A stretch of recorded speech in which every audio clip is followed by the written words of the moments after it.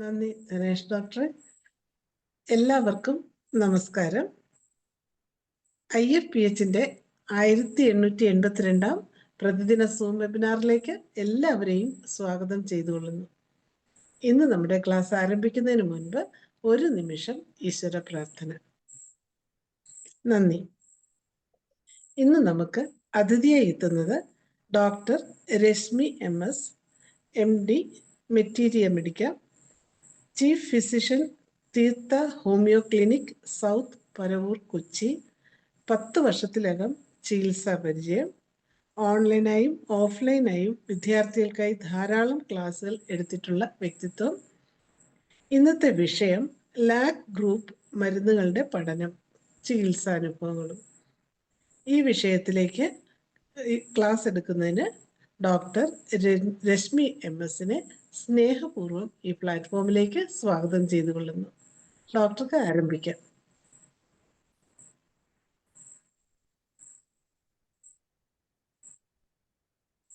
Co-host ആണല്ലോ അല്ലേ? നമസ്കാരം മാഡം. കേൾക്കാം. ഡോക്ടർ വീഡിയോ ഓപ്പൺ അല്ല. മാം ഓപ്പൺ ചെയ്യാം.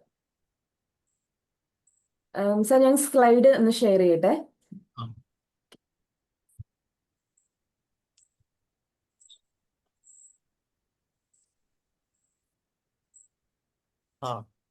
സാർ വിസിബിൾ ആണോ?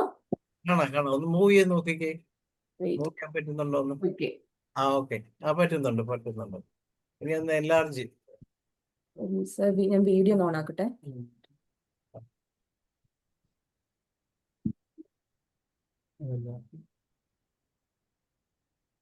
ഹലോ. കാണാം. എല്ലാവർക്കും നമസ്കാരം. ലാക് ഗ്രൂപ്പ് റെമഡീസിനെ കുറിച്ചാണ് ഇന്ന് ഡിസ്കസ് ചെയ്യാന്ന് വെച്ചിട്ടുള്ളത്. ഇപ്പോൾ ലാക് ഗ്രൂപ്പിൽ ഒരു മോർ ദാൻ 15 റെമഡീസ് ഉണ്ട്. അതിൽ എനിക്ക് ഒരു 3-4 റെമഡിയെ കുറിച്ച് മാത്രമേ ഡെപ്തിൽ മനസ്സിലാക്കാൻ സാധിച്ചിട്ടുള്ളൂ. അപ്പൊ ആ റെമഡീസ് മാത്രമാണ് നമ്മൾ ഇന്ന് ഡിസ്കസ് ചെയ്യുന്നത്. Lac caninum, lac humanum, lac ichthyinum and lac felinum. ഈ ഗ്രൂപ്പുകൾ, ഈ റെമഡീസിനെ കുറിച്ച് എനിക്ക് പറഞ്ഞു തന്നിട്ടുള്ളത് ദിലീപ് കുമാർ സാറാണ്.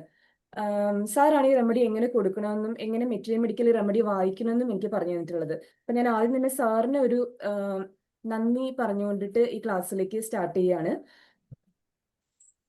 അത് മാത്രമല്ല, എനിക്ക് മെറ്റീരിയൽ എങ്ങനെ വായിക്കണം എന്നുള്ളൊരു ബേസിക് നോളേജും ഏത് രീതിയിൽ ഇങ്ങനെ പഠിക്കണം എന്നുള്ളൊരു കാര്യങ്ങളെല്ലാം പറഞ്ഞിട്ടുള്ളത് സാറ് തന്നെയാണ്. അപ്പോൾ ഞാൻ ഈ ലാക് റെമഡീസ് ഉപയോഗിച്ചാൽ എനിക്ക് വളരെ എഫക്റ്റീവ് ആയിട്ടും പല അൺസോൾവ്ഡ് ആയിട്ടുള്ള കേസുകളും ക്യൂർ ചെയ്യാൻ വേണ്ടി കഴിഞ്ഞിട്ടുണ്ട്. അപ്പൊ അങ്ങനെ കുറച്ച് കേസുകളിൽ കൂടെ ഈ ഒരു ഗ്രൂപ്പിനെ അപ്രോച്ച് ചെയ്യാനാണ് ഇന്ന് വിചാരിക്കുന്നത്.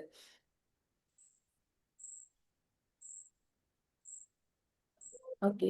ദ ഫസ്റ്റ് കേസ് ഒരു എസ്റ്റിയോട്ടോട്ടിക് എക്സിമയുടെ കേസായിരുന്നു. ഒരു 16 വയസ്സുള്ള ഒരു ഗേൾ ആണ്. അപ്പോൾ വളരെ ഫാഷനബിൾ മീൻസ് അവൾ അപ്പിയർ ചെയ്യുന്ന ഒരു ഗുഡ് ലുക്കിംഗ്, ഒരു പ്രസന്റബിൾ ഫീച്ചറിലായിരുന്നു അപ്പിയർ ചെയ്തിരുന്നത്. അപ്പോൾ അവളുടെ ഉള്ളംകൈയിലും ഉള്ളംകാലിലും മാത്രമാണ് ഇതുപോലെ എക്സിമാറ്റസ് റാഷസ് ഉണ്ടായത്.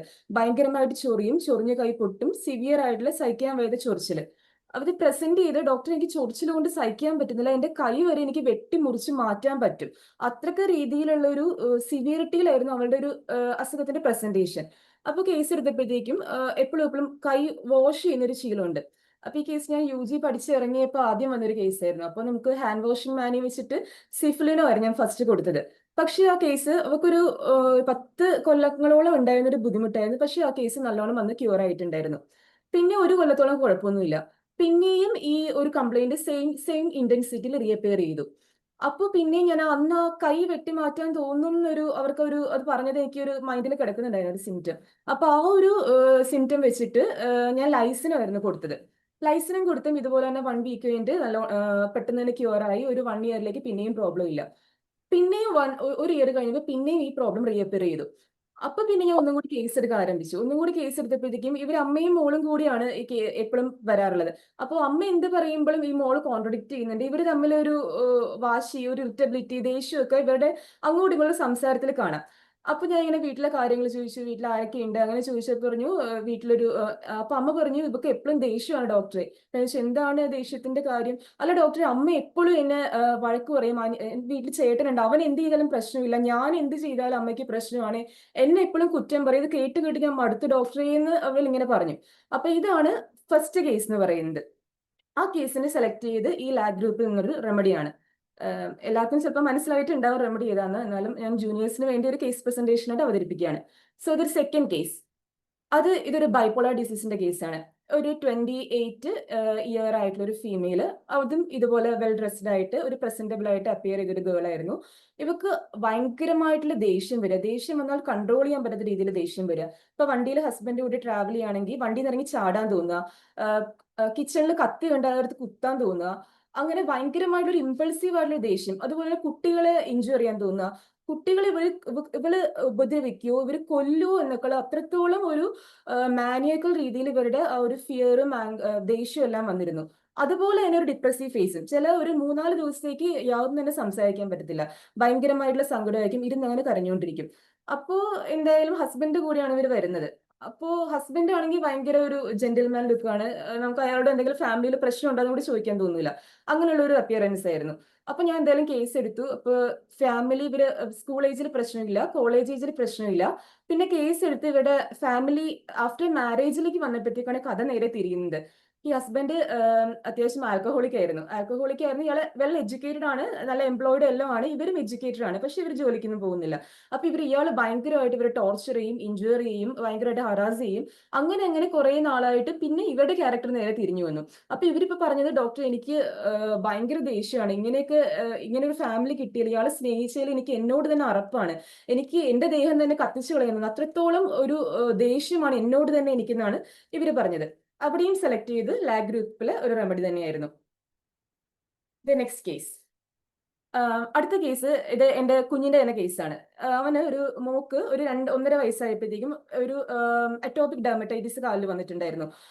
അത് നല്ല സിവിയർ ആയിട്ട് മുട്ടിന് താഴെ മാത്രമേ ഉള്ളൂ. ഭയങ്കര സിവിയർ ആയിട്ടുള്ള ചൊറിച്ചിലായിരുന്നു. ചൊറിച്ചിൽ സഹിക്കാൻ പറ്റുന്നില്ല, രാത്രി ഉറങ്ങാൻ പറ്റുന്നില്ല. അപ്പോൾ ഞാൻ ഈ ദിലീപ് സാറിന്റെ ക്ലിനിക്കിൽ പ്രാക്ടീസ് ചെയ്യുന്ന സമയമാണ്. അപ്പൊ സാറ് സൾഫർ സിറോബാത്രി കൊടുക്കുന്നുണ്ട്, വലിയ കുഴപ്പമില്ലാണ്ട് അങ്ങനെ പോകുന്നു, എന്നാലും നല്ല ബുദ്ധിമുട്ടാണ്. അപ്പൊ ഇത് ഞാൻ വീനിങ് ചെയ്യുന്ന ഒരു സമയമാണ്. അപ്പൊ രാത്രി ബ്രസ്റ്റ് മിൽക്ക് കൊടുക്കാത്തതിന്റെ ഇറിറ്റേഷൻ കുഞ്ഞിനുണ്ട്. അതുപോലെ തന്നെ ഈ ചൊറിച്ചിൽ കൊണ്ടും ഒരു 1-2 ആഴ്ച ഞങ്ങൾക്ക് രണ്ടുപേർക്കും ഉറങ്ങാനേ പറ്റുന്നില്ല. അതുപോലത്തെ ചൊറിച്ചിലും ബുദ്ധിമുട്ടുമായിരുന്നു. അപ്പൊ വീണ്ടും സാറിന്റെ അടുത്ത് പോയിട്ട് സാറ് ഈ പറഞ്ഞ വിവരങ്ങളൊക്കെ കേട്ടിട്ട് സാറും ഈ ലാഗ് ഗ്രൂപ്പിലെ ഒരു റെമഡിയാണ് സെലക്ട് ചെയ്തത്. ലാസ്റ്റ് കേസ്, ഞാൻ സ്ലൈഡ് ആഡ് ചെയ്തിട്ടില്ല. ലാസ്റ്റ് കേസ് ഒരു 20 ഇയർ ആയിട്ടുള്ള ഒരു ബോയ് ആണ്. അവന്റെ അമ്മയുമായിട്ടാണ് ക്ലിനിക്കിൽ വരുന്നത്. അപ്പൊ അമ്മയ്ക്ക് ഹിസ്റ്ററക്ടമി കഴിഞ്ഞിട്ട് അതിൻ്റെതായ കുറെ സിംറ്റംസ് ഉണ്ട്. അപ്പൊ ഇവര് അമ്മയും മോനും കൂടി വരുമ്പോൾ ഈ അമ്മ തന്നെ പറയുന്നുണ്ട്, ഇവൻ ഭയങ്കര കെയറിങ് ആണ്, എനിക്ക് എന്റെ ഹസ്ബൻഡുമായിട്ട് ഇവർ വല്ല കോണ്ടാക്ട് ഇല്ല. അപ്പൊ എന്റെ ഫാദറിന്റെയും മദറിന്റെയും സ്ഥാനത്താണ് ഈ മോൻ എനിക്ക് നിൽക്കുന്നത്. അപ്പൊ എനിക്ക് വയ്യാണ്ട് കിടന്നപ്പോഴത്തേക്കും ആ ഒരു ഫൈബ്രോയിഡിന്റെ സമയത്തേക്ക് ഭയങ്കര യൂട്രൈൻ ബ്ലീഡിങ് ഉണ്ടായിരുന്നു. അപ്പൊ അതൊക്കെ ക്ലീൻ ചെയ്തിരുന്ന വരെ, ആ ബെഡിൽ നിന്ന് റൂമിൽ നിന്ന് ക്ലീൻ ചെയ്തിരുന്ന വരെ ഈ മകനായിരുന്നു. അത്രത്തോളം ഇവര് തമ്മിൽ അറ്റാച്ച്ഡ് ആയിരുന്നു. അപ്പൊ മോനും മെഡിസിൻ ചോദിച്ചത്, ഇവനൊരു ഇടയ്ക്കൊരു മെമ്മറി വീക്ക്നെസ് ഉണ്ട്. ഈ മെമ്മറി വീക്ക്നെസ് എന്ന് വെച്ചാൽ നമുക്ക് അക്കാഡമിക്കൊന്നും പ്രശ്നമില്ല, പക്ഷെ എന്തെങ്കിലും കടയിൽ പോകുമ്പോൾ എന്തിനാണ് പോയതെന്നും എന്താണ് വാങ്ങിക്കാൻ പോയെന്നും ഒരു ചെറിയൊരു മറവി. അപ്പോ ഇതിങ്ങനെ പറഞ്ഞുകൊണ്ടിരുന്നപ്പോ ഈ മോൻ തന്നെ ഒരു സിംറ്റം പറഞ്ഞു, ഡോക്ടർ ഇങ്ങനെ വരാൻ എനിക്കൊരു കാരണമുണ്ട്, വെറുതെ നിന്ന് വന്നൊരു സിംറ്റം അല്ല ഇത്, എനിക്ക് ബ്രസ്റ്റ് മിൽക്ക് കൃത്യമായിട്ട് കിട്ടിയിട്ടില്ല ഡോക്ടറെ എന്ന് പറഞ്ഞു. അപ്പൊ ഒരു 20 ഇയറുള്ള ബോയ് എനിക്ക് ഇങ്ങനെ ഒരു സിംറ്റം പറഞ്ഞപ്പോഴത്തേക്കും എനിക്ക് അതൊരു പെക്യുലർ ആയിട്ട് തോന്നി. അന്നും ഈ ലാഗ് ഗ്രൂപ്പിലെ ഒരു മെഡിസിൻ തന്നെയാണ് സെലക്ട് ചെയ്തത്. ഞാൻ കേസ് ആയതുകൊണ്ടാണ് കുറച്ച് സ്പീഡിൽ പറഞ്ഞത്. കഴിഞ്ഞ തവണ മനോജ് സാറും മറിയമ്മ ഡോക്ടറെ പറഞ്ഞത് ഓർമ്മയുണ്ട്. ഞാൻ മാക്സിമം സ്പീഡ് ഇനി ഇതിലേക്ക് വരുമ്പോഴത്തേക്കും ടോപ്പിക്കിലേക്ക് വരുമ്പോൾ കുറയ്ക്കാം. അപ്പോൾ ഈ ഒരു റെമഡീസിനെ നമുക്ക് എങ്ങനെ ക്ലിനിക്കിൽ അപ്രോച്ച് ചെയ്യാം, ഈ റെമഡീസിനെ എങ്ങനെ മനസ്സിലാക്കാമെന്ന് സ്റ്റഡി ചെയ്യാം. ഇപ്പൊ ലാഗ് ഗ്രൂപ്പ് എന്ന് പറയുന്ന മൊത്തത്തിലുള്ള ആ ഒരു ഗ്രൂപ്പിന്റെ മെയിൻ ഫീച്ചേഴ്സ്. ലാഗ് ഗ്രൂപ്പ് അറിയാലോ, മിൽക്കിൽ നിന്നാണ്, നമുക്ക് എല്ലാം അറിയാം, മിൽക്കിൽ നിന്നാണ് എടുക്കുന്നത്. മിൽക്ക് ഒരു ലവ് ബോണ്ടിന്റെ ഒരു ഫീച്ചറാണ്. അപ്പോൾ ഈ ഒരു ബോണ്ട് കറക്റ്റ് ആയിട്ട് കിട്ടിയില്ലെങ്കിൽ അവർക്ക് ആ ഒരു പിന്നെ വരുന്ന ബോണ്ടുകളെല്ലാം ലൈഫിൽ ഇവർക്ക് ട്രസ്റ്റ് ഉണ്ടാവത്തില്ല. ഈ ലവ് ബോണ്ട് നമ്മൾ നാട്രിമോറി ഡിസ്കസിബിളും പറഞ്ഞായിരുന്നു, അവിടെയും ലവ് ബോണ്ട് തന്നെയാണ് പ്രശ്നം. പക്ഷേ ഓരോ റെമഡീസിലും വരുന്ന റിയാക്ഷൻ ആണ് ഡിഫറെന്റ് വരുന്നത്. നാട്രിമോറ് റിയാക്ട് ചെയ്യുന്ന രീതിയിലല്ല എൻറ്റയർലി ലാഗ് ഗ്രൂപ്പ് റിയാക്ട് ചെയ്യുന്നത്. അപ്പൊ നമ്മളിത് മൊത്തം ഈ ഗ്രൂപ്പിനെ കുറിച്ച് മനസ്സിലാക്കുമ്പോൾ നമുക്ക് അങ്ങനെ കൺഫ്യൂഷൻ വരുന്നേ ഇല്ല അവിടെ. അപ്പൊ ഞാൻ ബാക്കി പറയാം.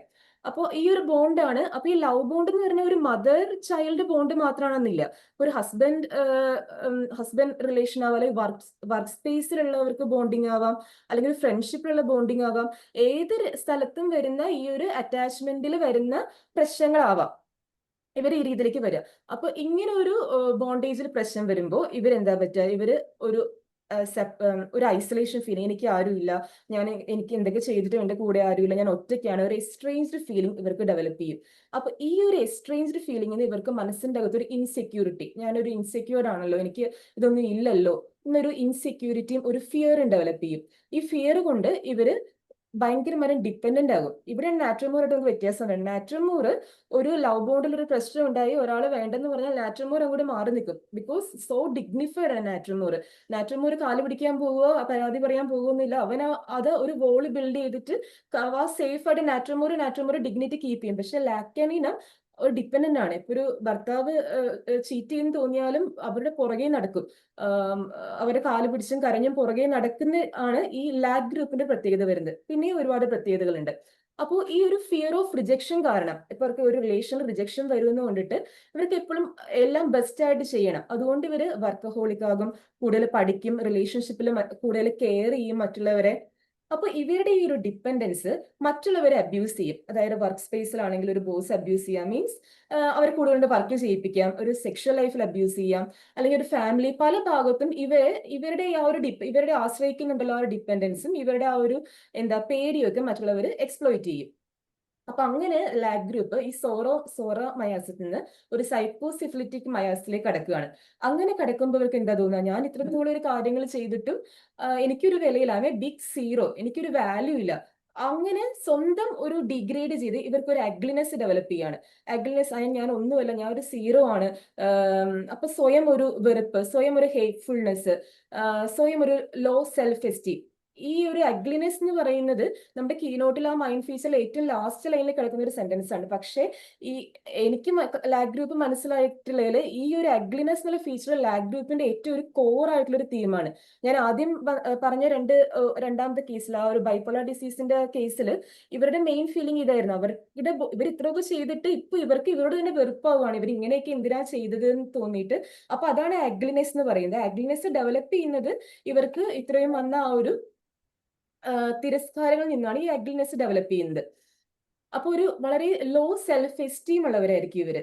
പിന്നെ അങ്ങോട്ട് എന്താ പറ്റുക, ഇവർക്ക് ആ ഒരു അഗ്ലിനെസ് ഫീലിംഗ് കൊണ്ടിട്ടാണ് ഇവർക്ക് ഒരു ക്ലെൻലെസ് മാനി, എപ്പോഴും കൈ വാഷ് ചെയ്യാനുള്ള ശീലം. ആ ബൈപ്പോളർ ഡിസീസിന്റെ ആ കേസിലെ സ്ത്രീയും പറഞ്ഞ അവർക്ക് എത്ര കുളിച്ചാലും അവർക്ക് മതിയാവില്ല, പിന്നെയും കുളിക്കാനൊക്കെ കയറിയ 1 മണിക്കൂറോളം കുളിച്ചുകൊണ്ടിരിക്കേണ്ടി വരും. അപ്പൊ ആദ്യമൊക്കെ നമ്മൾ പഠിക്കുമ്പോൾ എനിക്ക് സിഫിലിനം മാത്രമായിരുന്നു, ഒരു ക്ലെൻലെസ് മാനിയെ കണ്ടാൽ ഫെസ്റ്റീഡിയസ് കണ്ടാൽ സിഫിലിനം വാട്സാപ്പിലേക്ക് മാത്രം പോകും. പിന്നെയാണ് എന്തുകൊണ്ട് ഇവർ ക്ലെൻലിനെസ് കാണിക്കുന്നത്, എന്തുകൊണ്ടാണ് നിങ്ങളെ കൈ കഴുകുന്നത്, എന്താണ് പ്രശ്നം എന്ന് ചോദിച്ചു തുടങ്ങുമ്പോഴാണ് അതിന്റെ പിന്നിലെ റീസൺസ് നമുക്ക് കിട്ടുക. അപ്പൊ ഈ ഒരു ഫെസ്റ്റീഡിയസ് മാനിയുടെ മെയിൻ കാര്യം ഇവരൊരു അഗ്ലിയാണ്. ഇത് പല പേഷ്യന്റും അങ്ങനെ തന്നെ പ്രസന്റ് പറഞ്ഞിട്ടുണ്ട്. നമ്മൾ ചോദിക്കുമ്പോഴത്തേക്കും എന്റെ മേത്തെ അഴുക്ക് കഴുകിയാലും പോകില്ല എന്ന് തോന്നുന്നു, ഭയങ്കര അഴുക്ക് പോലെ ഫീൽ ചെയ്യുന്നു, ഡേർട്ടി ഫീലിംഗ്, അത് പേഷ്യന്റ് അങ്ങനെ തന്നെ നമുക്ക് കിട്ടാറുണ്ട് ആ സിംറ്റംസ്. അപ്പോൾ അങ്ങനെയാണ് ഇവർ ഫെസ്റ്റീഡിയസ് ആയി മാറുന്നതും ഒരു ക്ലെൻലെസ് മാനി ഇവർ കാണിക്കുന്നതും. അങ്ങനെ ഇവർക്ക് പിന്നെ അപ്പൊ ഒരു ദേഷ്യമായല്ലോ, അപ്പൊ ആങ്കർ വരും, കേഴ്സിംഗ് വരും, സ്വയറിംഗ് വരും. അങ്ങനെയാണ് ഒരു സിംറ്റത്തിന്റെ എവല്യൂഷൻ, വല്ലാത്ത ദേഷ്യം. അപ്പൊ അവർക്ക് ആ ബൈപ്പോളർ ഡിസീസിലും ഒരു വല്ലാത്ത ദേഷ്യം വന്ന ഫേസിലേക്ക് അവർ എത്തിയത് ഇത്രത്തോളം അവർക്ക് ആ ടോർച്ചറിന് ശേഷമാണ്. അപ്പൊ ഇവർക്ക് തന്നെ ഇവരുടെ ഇടയിൽ ഒരു എന്താ പറയാ ആന്റഗോണിസം, ഞാൻ പല കാര്യങ്ങളും ചെയ്യുന്നത് ശരിയാണോ, അങ്ങനെ ഇങ്ങനെ ഒരു ആന്റഗോണിസം ഡെവലപ്പ് ചെയ്യും. പിന്നെ എന്താ സംഭവിക്കുക, ഒരു വൂണ്ട് ഓഫ് അബാൻഡ്മെന്റ്, ഈ ഒരു അവരുടെ ഏർലി ചൈൽഡ്ഹുഡിൽ അവർക്ക് ഫേസ് ചെയ്ത ഈ ഒരു അബാൻഡ്മെന്റ്, ആ ഒരു ഫീലിംഗ് അവർ പിന്നെ ആ ഒരു ഫാമിലിയെ മാറ്റി അവരൊരു കമ്മ്യൂണിറ്റി ആയിട്ട് പ്ലേസ് ചെയ്യും. ആ ഫാമിലിനെ കൊണ്ട് അവര് എന്താണ് ചെയ്തു കൊടുക്കുന്നത് അവരെ കൊണ്ട് ഇതൊന്നും കിട്ടുന്നില്ല. അപ്പൊ ഇവര് കമ്മ്യൂണിറ്റീനെ പ്രയോറിറ്റി ആയിട്ട് കാണും. അതുകൊണ്ട് ഇവർക്ക് കുറച്ചും കൂടി ഒരു ബെനവലൻസും മറ്റവരെ ഹെൽപ്പ് ചെയ്യാനുള്ള ടെൻഡൻസിയും മറ്റുള്ളവരെ കെയർ ചെയ്യാനുള്ള ടെൻഡൻസിയും കുറച്ചും കൂടി കൂടുതലായിരിക്കും. വിക്ടിംസിനൊക്കെ ഒരു വല്ലാണ്ട് ഹെൽപ്പ് ചെയ്യും. ബിക്കോസ് അവർ തന്നെ ഒരു വിക്ടിം ആണെന്ന് ഇവരുടെ മനസ്സിൽ ഫീലിംഗ് ഉണ്ട്. അതുകൊണ്ട് ഒരു വിക്ടിംസിനൊക്കെ വല്ലാണ്ട് ഹെൽപ്പ് ചെയ്യും. ഞാൻ ആ മെമ്മറി വീക്ക്നെസ് ലാസ്റ്റ് കേസിൽ പറഞ്ഞത്, ആ ബോയ് അവരത്ര വലിയ ഫൈനാൻഷ്യൽ സെറ്റിൽഡ് ആയിട്ടുള്ള ഫാമിലി ഒന്നുമില്ല. പക്ഷേ അവൻ ഡിഗ്രി എന്തോ പഠിക്കുന്നു, അതിന്റെ കൂടെ അവൻ പാർട്ട് ടൈം ജോലിയും ചെയ്യുന്നുണ്ട്, അതിന്റെ കൂടെ തന്നെ ഒരു കുട്ടിയെ സ്പോൺസർഷിപ്പും ചെയ്യുന്നുണ്ട്. സോ അതാണ് അവരുടെ ബിനവലൻസ് എന്ന് പറയുന്നത്. അങ്ങനെ പുറകെ പോകും അവര്. പിന്നെ അവർക്ക് ഭയങ്കരമായിട്ട് ഗിൽറ്റി ഫീലിംഗ് ഉണ്ടാവും. ഞാൻ ചെയ്തതാണോ തെറ്റ്, ഒരു പാർട്ണർ ഇട്ട് പോയാലും എന്റെ ഭാഗത്തെ മിസ്റ്റേക്ക്, ഞാൻ കൊള്ളില്ലാത്തത് കൊണ്ടിട്ടല്ലേ അവൻ എന്നെ ഇട്ടിട്ട് പോയത് എന്നുള്ള ഒരു ഗിൽറ്റി ഫീലിംഗും ഇവർക്ക് ഉണ്ടാവും. പിന്നെ മറ്റൊരു മെയിൻ സിംറ്റം ആണ് ഗ്രേറ്റ് വീക്ക്നെസ് ആൻഡ് പ്രോസ്ട്രേഷൻ. ഇത് നമ്മൾ ലാഗ് ഗ്രൂപ്പിൽ ഏറ്റവും കൂടുതൽ കീനോട്ടിൽ പറയുന്നത് ലാക്ക് ഡെഫറേറ്റോ ആണ്. ലാക് ഡിഫ്ലറേറ്റ് നമുക്ക് അതിന്റെ ഒരു ഡോക്ടറിനെ എടുത്ത് നോക്കിയാൽ അറിയാം. ഈ ലാക് ഡിഫ്ലറേറ്റ് എന്ന് പറഞ്ഞാൽ കൗ മിൽക്ക് എടുക്കുന്നതല്ലേ. അപ്പൊ ഈ കവിനെ സംബന്ധിച്ചോളം അതിന്റെ മിൽക്ക് നമ്മൾ യൂസ് ചെയ്യുന്നുണ്ട്, അതിന്റെ മാംസം യൂസ് ചെയ്യുന്നുണ്ട്, അതിന്റെ യൂറിൻ യൂസ് ചെയ്യുന്ന, അതിന്റെ ഡങ്, കൗ ഡങ്. അപ്പൊ കവിനെ സംബന്ധിച്ചുള്ള അതിന്റെ എല്ലാ പാർട്ടും നമ്മൾ യൂസ് ചെയ്യുന്നുണ്ട്. അത്രത്തോളം അതിനെ ചൂഷണം ചെയ്തിട്ടും ദേ ഹാവ് നോ വാല്യൂ എന്നുള്ള ഫീലിംഗ് ആണ് അവർ അത്രത്തോളം ഒരു പ്രൊഫൗണ്ട് പ്രോസ്ട്രേഷനിലേക്ക് ഈ ലാക് ഡെഫ്ലറേറ്റത്തിന് എത്തിക്കുന്നത്. എന്നാലും എല്ലാ ലാക് റെമഡീസിലും ഈ ഒരു പ്രോസ്ട്രേഷൻ നമുക്ക് കാണാൻ പറ്റും. സോ ഇതിന്റെ ഒരു ഫിസിക്കൽ അപ്പിയറൻസ് എനിക്ക് കുറച്ച് ഇമ്പോർട്ടന്റ് ആയിട്ട് തോന്നിയിട്ടുണ്ട്. ഞാൻ ഈ 4 കേസും പറഞ്ഞപ്പോൾ ഇവരുടെ അപ്പിയറൻസ് പറഞ്ഞായിരുന്നു. അവർ അത്യാവശ്യം വെൽ ഡ്രസ്ഡ് ആയിരിക്കും, വെൽ മാനേർഡ് ആയിരിക്കും.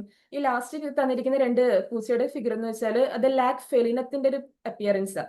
ലാക് ഫെലിന നമ്മുടെ പ്ലാറ്റിനയ്ക്ക് വന്നിരിക്കുന്ന പോലെ പ്ലാറ്റിന എന്ന് പറയുന്നില്ല, പ്ലാറ്റിന അങ്ങനെയല്ല അപ്പിയർ ചെയ്യുക. ലാക് ഫെലിനം ഭയങ്കരമായിട്ട് വലിയ ഇയറിങ്സ് ഒക്കെ ഇട്ട് വലിയ ഫാഷനബിൾ ആയിട്ട് അങ്ങനെ അപ്പിയർ ചെയ്യുന്ന ഒരു റെമഡിയാണ് ലാക് ഫെലിന എന്ന് പറയുന്നത്. മറ്റു പല റെമഡീസിലും ഇവർ ഇത്രത്തോളം ഫെസ്റ്റീഡിയസ്നെസ് ഇവിടെ അപ്പിയറൻസിൽ കാണിക്കാനുള്ള കാര്യം അവരുടെ ഞാനൊന്നും അല്ല, പക്ഷെ മറ്റുള്ളവരുടെ മുന്നിലെങ്കിലും അത് ഫീൽ ചെയ്യാണ്ടിരിക്കാനാണ് ഇവര് ആ പുറത്തെ ഒരു ഫെസ്റ്റീഡിയസ്നെസ് ആയിട്ട് കൂടുതൽ പ്രസന്റ് ചെയ്യുക. അപ്പോൾ മിക്ക കേസിലും ആ ഒരു അപ്പിയറൻസ് എനിക്ക് കുറച്ച് ഇമ്പോർട്ടന്റ് ആയിട്ട് ഫീൽ ചെയ്തിട്ടുണ്ട്. സോ ഇതാണ് ഒരു കോമൺ ഇൻട്രൊഡക്ഷൻ. അപ്പോൾ ഈ ഒരു ഫീച്ചേഴ്സ് മിക്ക ലാക് റെമഡീസിലും കാണാൻ പറ്റും. എസ്പെഷ്യലി ലാക് കനൈനം ഡോഗ് മിൽക്ക് ആണ്. അപ്പൊ ഡോഗ് നമ്മൾ കുറെ ഇയേഴ്സ് ആയിട്ട് ഡൊമസ്റ്റിക്കേറ്റ് ചെയ്തിരിക്കുന്ന ആനിമൽ ആണ്. അപ്പോൾ ഡൊമസ്റ്റിക്കേറ്റ് ചെയ്യാന്ന് വെച്ചാൽ അവരുടെ ഭയങ്കര വയലൻസ്, അവരുടെ പവർ, ഇൻക്ലൂഡിങ് ദെയർ ബ്രീഡിങ് എല്ലാം സപ്രസ് ചെയ്തിട്ടാണ് അവരൊരു മാസ്റ്ററിന് ഒബ്ലിഗ്ഡ് ആയിട്ട് അങ്ങനെ നിൽക്കുന്നത്. എന്നിട്ട് എന്താ പറയാ, മാസ്റ്ററിന് വേണ്ടതെല്ലാം, അവരുടെ വീട്ടുകാർക്ക് വേണ്ടതെല്ലാം ഈ ഡോഗ് ചെയ്തു കൊടുക്കും, ഇവരുടെ എല്ലാം സപ്രസ് ചെയ്തിട്ട്. പക്ഷെ എന്നിരുന്നാലും ഇവനറിയാം dog is always a dog, എന്റെ സ്ഥാനം ഇതാണ്, ഞാൻ എന്തൊക്കെ ചെയ്തു കൊടുത്താലും എന്റെ സ്ഥാനം ഇത്രയേ ഉള്ളൂ, ഞാൻ ഇത്രയൊക്കെ ഉള്ളൂ എന്നൊരു ഫീലിംഗ് ഇവർക്കുണ്ട്. അപ്പോ പുറത്തൊരു അഡാപ്റ്റേഷൻ ഇവർ ഒത്തിരി കണ്ട് കാണിക്കാൻ നോക്കും, പക്ഷെ അകത്ത് ഇവർക്ക് അവര് സാറ്റിസ്ഫൈഡ് അല്ല. ഇതാണ് ലാക് ഗ്രൂപ്പിന്റെ തീം. അപ്പോൾ ഇത് നമുക്ക് പേഷ്യന്റിന് അപ്ലൈ ചെയ്യണം അല്ലെ. ഈ തീംസ് എല്ലാം പേഷ്യന്റിന് എങ്ങനെ അപ്ലൈ ചെയ്യാം എന്നാണ് നമുക്ക് ഇമ്പോർട്ടന്റ് ആയിട്ടുള്ളത്. അപ്പൊ ഞാൻ ഈ ആദ്യത്തെ കേസ് പറഞ്ഞു, ലെസ്റ്റോട്ടിക് എക്സിമ.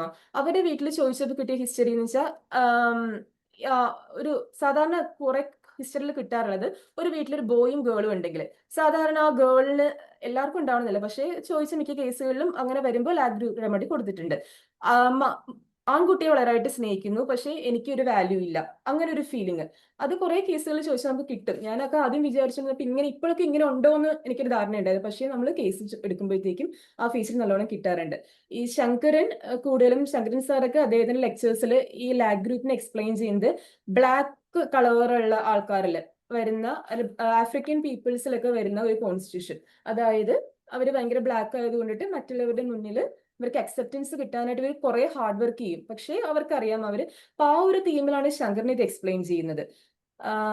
അതുപോലെ തന്നെ അപ്പൊ പണ്ട് കാലത്ത് സീരിയലിലൊക്കെ സ്ഥിരം കണ്ടുവരുന്ന ഒരു കഥാപാത്രമില്ലേ, ഒരു മകള് കറുപ്പായിരിക്കും, മറ്റേ മകള് വെളുപ്പായിരിക്കും. അപ്പൊ ഈ കറുത്ത മകളാണെങ്കിൽ ഭയങ്കരമായിട്ടും വീട്ടുകാരെ ഹെൽപ്പ് ചെയ്യും, പക്ഷെ എല്ലാവർക്കും അവർ നെഗ്ലക്റ്റഡ് ആയിട്ടാണ് ഫീൽ ചെയ്യുന്നത്, ആരും അവരെ നോക്കുന്നില്ല. ഈ മറ്റേ കുട്ടിയാണെങ്കിൽ സ്വന്തം കാര്യം നോക്കി നടക്കും. ഈ ആ ഒരു ബ്ലാക്ക് ഫീമെയിലിന്റെ ഒരു പ്രസന്റേഷൻ ടിപ്പിക്കൽ ലാക് കാനനത്തിന്റെ പ്രസന്റേഷൻ ആണ്. അപ്പൊ ഇത് ലോ ആണ്, ഇവർ ഇൻഫീരിയർ ആണ് എന്നൊരു തോന്നലാണ് ഇവരെ ഈ ഒരു റെമഡീനെ ഡിഫറൻഷിയേറ്റ് ചെയ്യുന്നത്. പിന്നെ നമുക്ക് ഇത് വരാവുന്ന സിറ്റുവേഷൻ, ഇപ്പൊ പാർട്ട്ണർ ചീറ്റ് ചെയ്യുക അല്ലെങ്കിൽ ബോയ് ഫ്രണ്ട് ചീറ്റ് ചെയ്യുക, അവിടെയൊക്കെ ഇവരുടെ ഫീലിംഗ് ഞാൻ കൊള്ളില്ലാത്തത് കൊണ്ടാണ്, ഞാൻ അഗ്ലി ആയത് കൊണ്ടിട്ടാണ് ഈ ഒരു ഫീലിംഗ് ഉണ്ടാവുക. അപ്പൊ ഇതൊക്കെ റേപ്പ് വിക്ടിം അങ്ങനത്തെ കേസുകളൊക്കെ നമുക്ക് കൂടുതലും വരാവുന്ന ഒരു മൈൻഡ് സെറ്റ് ആണ്. ഇത്രയൊക്കെ സംഭവിച്ചു, ഐ ആം ഡേർട്ട് എന്ന ഒരു ഫീലിംഗ്. അല്ലെങ്കിൽ നമുക്ക് കിട്ടാം ഇപ്പൊ ഒരു low class high class marriage, ഒരു താഴ്ന്ന ഒരു ഫാമിലിയിലുള്ള ഒരു കുട്ടി ഒരു ഹൈ ക്ലാസ് ഫാമിലിയിലേക്ക് മാരേജ് പോകുമ്പോൾ അവർക്ക് ഫീൽ ചെയ്യുക ഐ ആം വെരി ഇൻഫീരിയർ, എനിക്ക് വിലയില്ല എന്നൊരു തോന്നലാണ് ലാക് കനൈനം എന്ന ഡ്രഗിന്റെ ഏറ്റവും മാർക്ഡ് ആയിട്ട് വരുന്നത്. അല്ലെങ്കിൽ ഇപ്പൊ ഒരു സാധാരണ ഒരു കുട്ടി ഹൈ സ്റ്റാൻഡേർഡിൽ ഒരു സ്കൂളിലേക്ക് പഠിക്കാൻ പോവുക, അപ്പൊ മറ്റു കുട്ടികളും ഒക്കെ ഭയങ്കര കാര്യമായിട്ട് പെർഫോം ചെയ്യുമ്പോൾ അവരൊക്കെ ഭയങ്കര ഫിനാൻഷ്യലി ഭയങ്കര സ്റ്റൈലിഷ് കാണിക്കുമ്പോൾ ഈ കുട്ടിക്ക് ഫീൽ ചെയ്യുക ഞാൻ ഒന്നുമില്ല, ഞാൻ പുറകോട്ടാണ്. അപ്പൊ അങ്ങനെ ഒരുപാട് സിറ്റുവേഷൻസിൽ നമുക്ക് ഈ ഒരു തീം അപ്ലൈ ചെയ്യാൻ പറ്റും. ഒരു മുഖക്കുരുവിന് ഒരു പേഷ്യന്റ് മരുന്ന് വാങ്ങാൻ വന്നിരുന്ന ഒരു കേസ്, ആ കേസ് പേഷ്യന്റ് പ്രസന്റ് ചെയ്യുക, ഡോക്ടർ എന്റെ മുഖമൊക്കെ നോക്കി ആകെ കുരു വന്ന് കറുത്ത് ആകെ അഗ്ലി ആയിട്ടിരിക്കുന്നു. അപ്പോൾ അവരെ തന്നെ കൊള്ളില്ല എന്ന് അവരുടെ പ്രസന്റേഷനിൽ അവര് പറയുവാണ്. ചിലപ്പോൾ നമ്മുടെ മുന്നിൽ ഒരു നമ്മളെക്കാളും വളരെ ഡിഗ്രി ഒക്കെ വാരിക്കൂട്ടി ഒരു ഹൈ പൊസിഷനിൽ ഇരിക്കുന്ന ഒരാളായിരിക്കാം. പക്ഷെ അവിടെ എന്താ നിങ്ങളുടെ ജോലി എന്ന് ചോദിക്കുമ്പോൾ ഞാനൊരു ചെറിയ കമ്പനിയിൽ ജോലി ചെയ്യാൻ പോകുന്നുണ്ട്, അല്ലെങ്കിൽ ഞാൻ പ്രത്യേകിച്ച് ജോലിയൊന്നും ഇല്ല, വീട്ടമ്മയാണ്. അപ്പൊ ആ അവര് പറയുമ്പോൾ തന്നെ അവരുടെ ആ ലോ സെൽഫ് എസ്റ്റീം എന്നൊരു പോയിന്റ് നമുക്ക് ക്ലിയർ ആവും. ഞാൻ ദിലീപ് സ്ഥാനത്ത് പോകുമ്പോൾ ഒരു വിറ്റിലിഗോ കേസ് ഉണ്ടായിരുന്നു. അപ്പൊ അവർ കോളേജിലൊരു ഗവൺമെന്റ് കോളേജിലെ ഒരു പ്രൊഫസർ ആയിരുന്നു. അപ്പൊ അവരുടെ കയ്യിലും ചുണ്ടത്തൊക്കെ ഇതുപോലെ പാച്ചസ് വന്നിട്ടുണ്ട്. അപ്പൊ അവരോട് ഇതുപോലെ അവരുടെ റിലേഷൻഷിപ്പിനെ കുറിച്ച് ചോദിച്ചപ്പോഴത്തേക്കും ഹസ്ബൻഡ് ഹസ്ബൻഡിന്റെ കാര്യങ്ങളെ നോക്കി നടക്കുന്നു, കുട്ടികളും വളർന്ന് വലുതായി, പക്ഷെ അവർക്കിപ്പോ എന്നെ വേണ്ട, അവർക്കിപ്പോ വളർന്ന് വലുതായല്ലോ, അവരുടെ കാര്യങ്ങളൊക്കെ തന്നെ ചെയ്യാറായി, ഇനിയിപ്പോ അവർക്ക് അമ്മയുടെ ആവശ്യമൊന്നും ഇല്ല, അവരെന്റെ മുഖത്ത് നോക്കി അമ്മയെന്ന് തന്നെ വിളിക്കാനായിട്ട് അവർക്ക് ഭയങ്കര മടിയാണ് ഡോക്ടറെ. പിന്നെന്താ, ഇപ്പൊ അവരുടെ കല്യാണമൊക്കെ ആലോചിച്ച് തുടങ്ങാറായി. അപ്പൊ എനിക്ക് ഇതുപോലെ എന്റെ ബോഡി ഞാൻ ഇങ്ങനെ കാണുമ്പോഴത്തേക്ക് അവർക്ക് തന്നെ ആലോചനകൾക്ക് മുടങ്ങില്ലേ, അവരെന്നെ പിന്നെയും വെറുക്കില്ലേ, അങ്ങനെ എനിക്ക് എന്നോട് തന്നെ ദേഷ്യമാണ്. സോ ലാക്യാനത്തിന്റെ ഒരു പ്രസന്റേഷൻ ആണ്. അങ്ങനെ ഞാൻ എന്ത് ചെയ്തിട്ടും നിങ്ങൾക്ക് എന്നെ ഇഷ്ടമല്ല, ഞാൻ എന്തൊക്കെ ചെയ്തിരുന്നു പക്ഷെ നിങ്ങൾക്ക് എന്നെ ഇഷ്ടമല്ല, ഞാൻ എന്തിനാ ഇങ്ങനെ ചെയ്യുന്നത്, ഞാൻ ചെയ്യുന്ന ഒന്നും നിങ്ങൾക്ക് പിടിക്കുന്നില്ല, ഞാനൊരു ഡോഗിനെ പോലെ വീട്ടിൽ കിടന്നിട്ട് പണിയെടുക്കുക, ഞാനൊരു ഡോഗിനെ പോലെ ഈ ഒരു ഓഫീസിൽ കിടന്നിട്ട് പണിയെടുക്കുകയാണ്, പക്ഷെ എനിക്ക് അവിടെ വാല്യൂ ഇല്ല. അപ്പൊ ഈ ഒരു തീം മനസ്സിലായെന്ന് വിചാരിക്കുന്നു. ഇതാണ് ലാഗ് ഗ്രൂപ്പിന്റെ ഒരു അഗ്ലി കോൺഫ്ലിക്റ്റിന്റെ ഒരു കാര്യം. അപ്പൊ ഒരു ഭയങ്കര ഇൻഫീരിയോറിറ്റി കോംപ്ലക്സ് ഇവർക്ക് ഉണ്ടാവും. ഡെലൂഷൻ ഓൾവേസ് ലുക്ക് ഡൗൺ, എപ്പോഴും അവരെ തന്നെ താഴ്ത്തി നോക്കിക്കൊണ്ടിരിക്കും. ഞാൻ എപ്പോഴും സക്സസ് ആവുക, അമേ ലുക്ക് ഗുഡ്, അമേ ലുക്ക് സെക്സി, അങ്ങനെ അവർക്ക് അവരെയോട് തന്നെ ഒരു ഗുഡ് ആണോ എന്നൊരു എപ്പോഴും ചോദ്യം ഉണ്ടാവും. എന്നെ ഒറ്റപ്പെടുത്തി, delusion despised, delusion worthless, useless, ഇതൊക്കെ ആ പറഞ്ഞ കേസുകളിൽ 1-2 കേസുകളിൽ നമുക്ക് എന്നെ കൊണ്ട് യാതൊരു ഗുണവുമില്ല, എന്നെ കൊണ്ട് ഒരു വിലയില്ല. ഡെലൂഷൻ ഡേർട്ടി ഷീസ്, അങ്ങനത്തെ ഫീലിംഗ് ഉണ്ടാവും. Discussed on body, low self esteem, delusion insulted she's, ഇതൊന്ന് എക്സ്പ്ലെയിൻ ചെയ്യേണ്ടെന്ന് തോന്നുന്നു, മനസ്സിലാവുന്നുണ്ടാവും. Dependent for the mercy of others, ഈ ഒരു റൂബ്രിക്കിൽ മിക്ക ലാഗ് ഗ്രൂപ്പും കയറി വരുന്നത് മറ്റുള്ളവരുടെ പുറകെ അവരുടെ കരുണ അന്വേഷിച്ച് നടക്കുന്ന ഒരു ഗ്രൂപ്പ് ആയിരിക്കും. അപ്പൊ ഈ ഒരു ഫേസിലെ ലാഗ് ഗ്രൂപ്പ് ആങ്കർ ഫേസിലേക്ക് വരുമ്പോഴത്തേക്കുമാണ് അവരുടെ ദേഷ്യം കൺട്രോൾ വിട്ടുപോയിട്ട് അവരെന്താ ചെയ്യാന്ന് അറിയാൻ വയ്യാത്ത രീതിയിലേക്ക് അവർ പോകുന്നത്. പിന്നെ നെക്സ്റ്റ് ഒരു ഡിപ്രഷൻ ഫേസിലേക്ക് വരും. ഡിപ്രഷൻ ഫേസിലേക്ക് വരുമ്പോഴത്തേക്കും അവർക്ക് മരിച്ചാൽ മതി, ഈ തോട്ട്സ് അവരെ വല്ലാണ്ട് വേട്ടയാടുന്നു, ടോർമെന്റിങ് ആണ്. ഇതിന്റെയും ലാസ്റ്റ് സ്റ്റേജിലേക്കാണ് ഇവർക്ക് ഫൊർഗെറ്റ്ഫുൾനെസ് ഡെവലപ്പ് ചെയ്യുക. ഈ ഒരു ഡിപ്രഷൻ എല്ലാം പോയിട്ടാണ് പിന്നെ നമ്മൾ പറയുന്നുണ്ടല്ലോ, കടയിൽ പോകുമ്പോൾ സാധനം വെച്ച് മറന്നു പോവുക, അത് മറന്നു പോവുക, ഇത് മറന്നു പോവുക. ആ ഒരു ഫൊർഗെറ്റ്ഫുൾനെസിന്റെ എവല്യൂഷൻ ഇങ്ങനെയാണ്.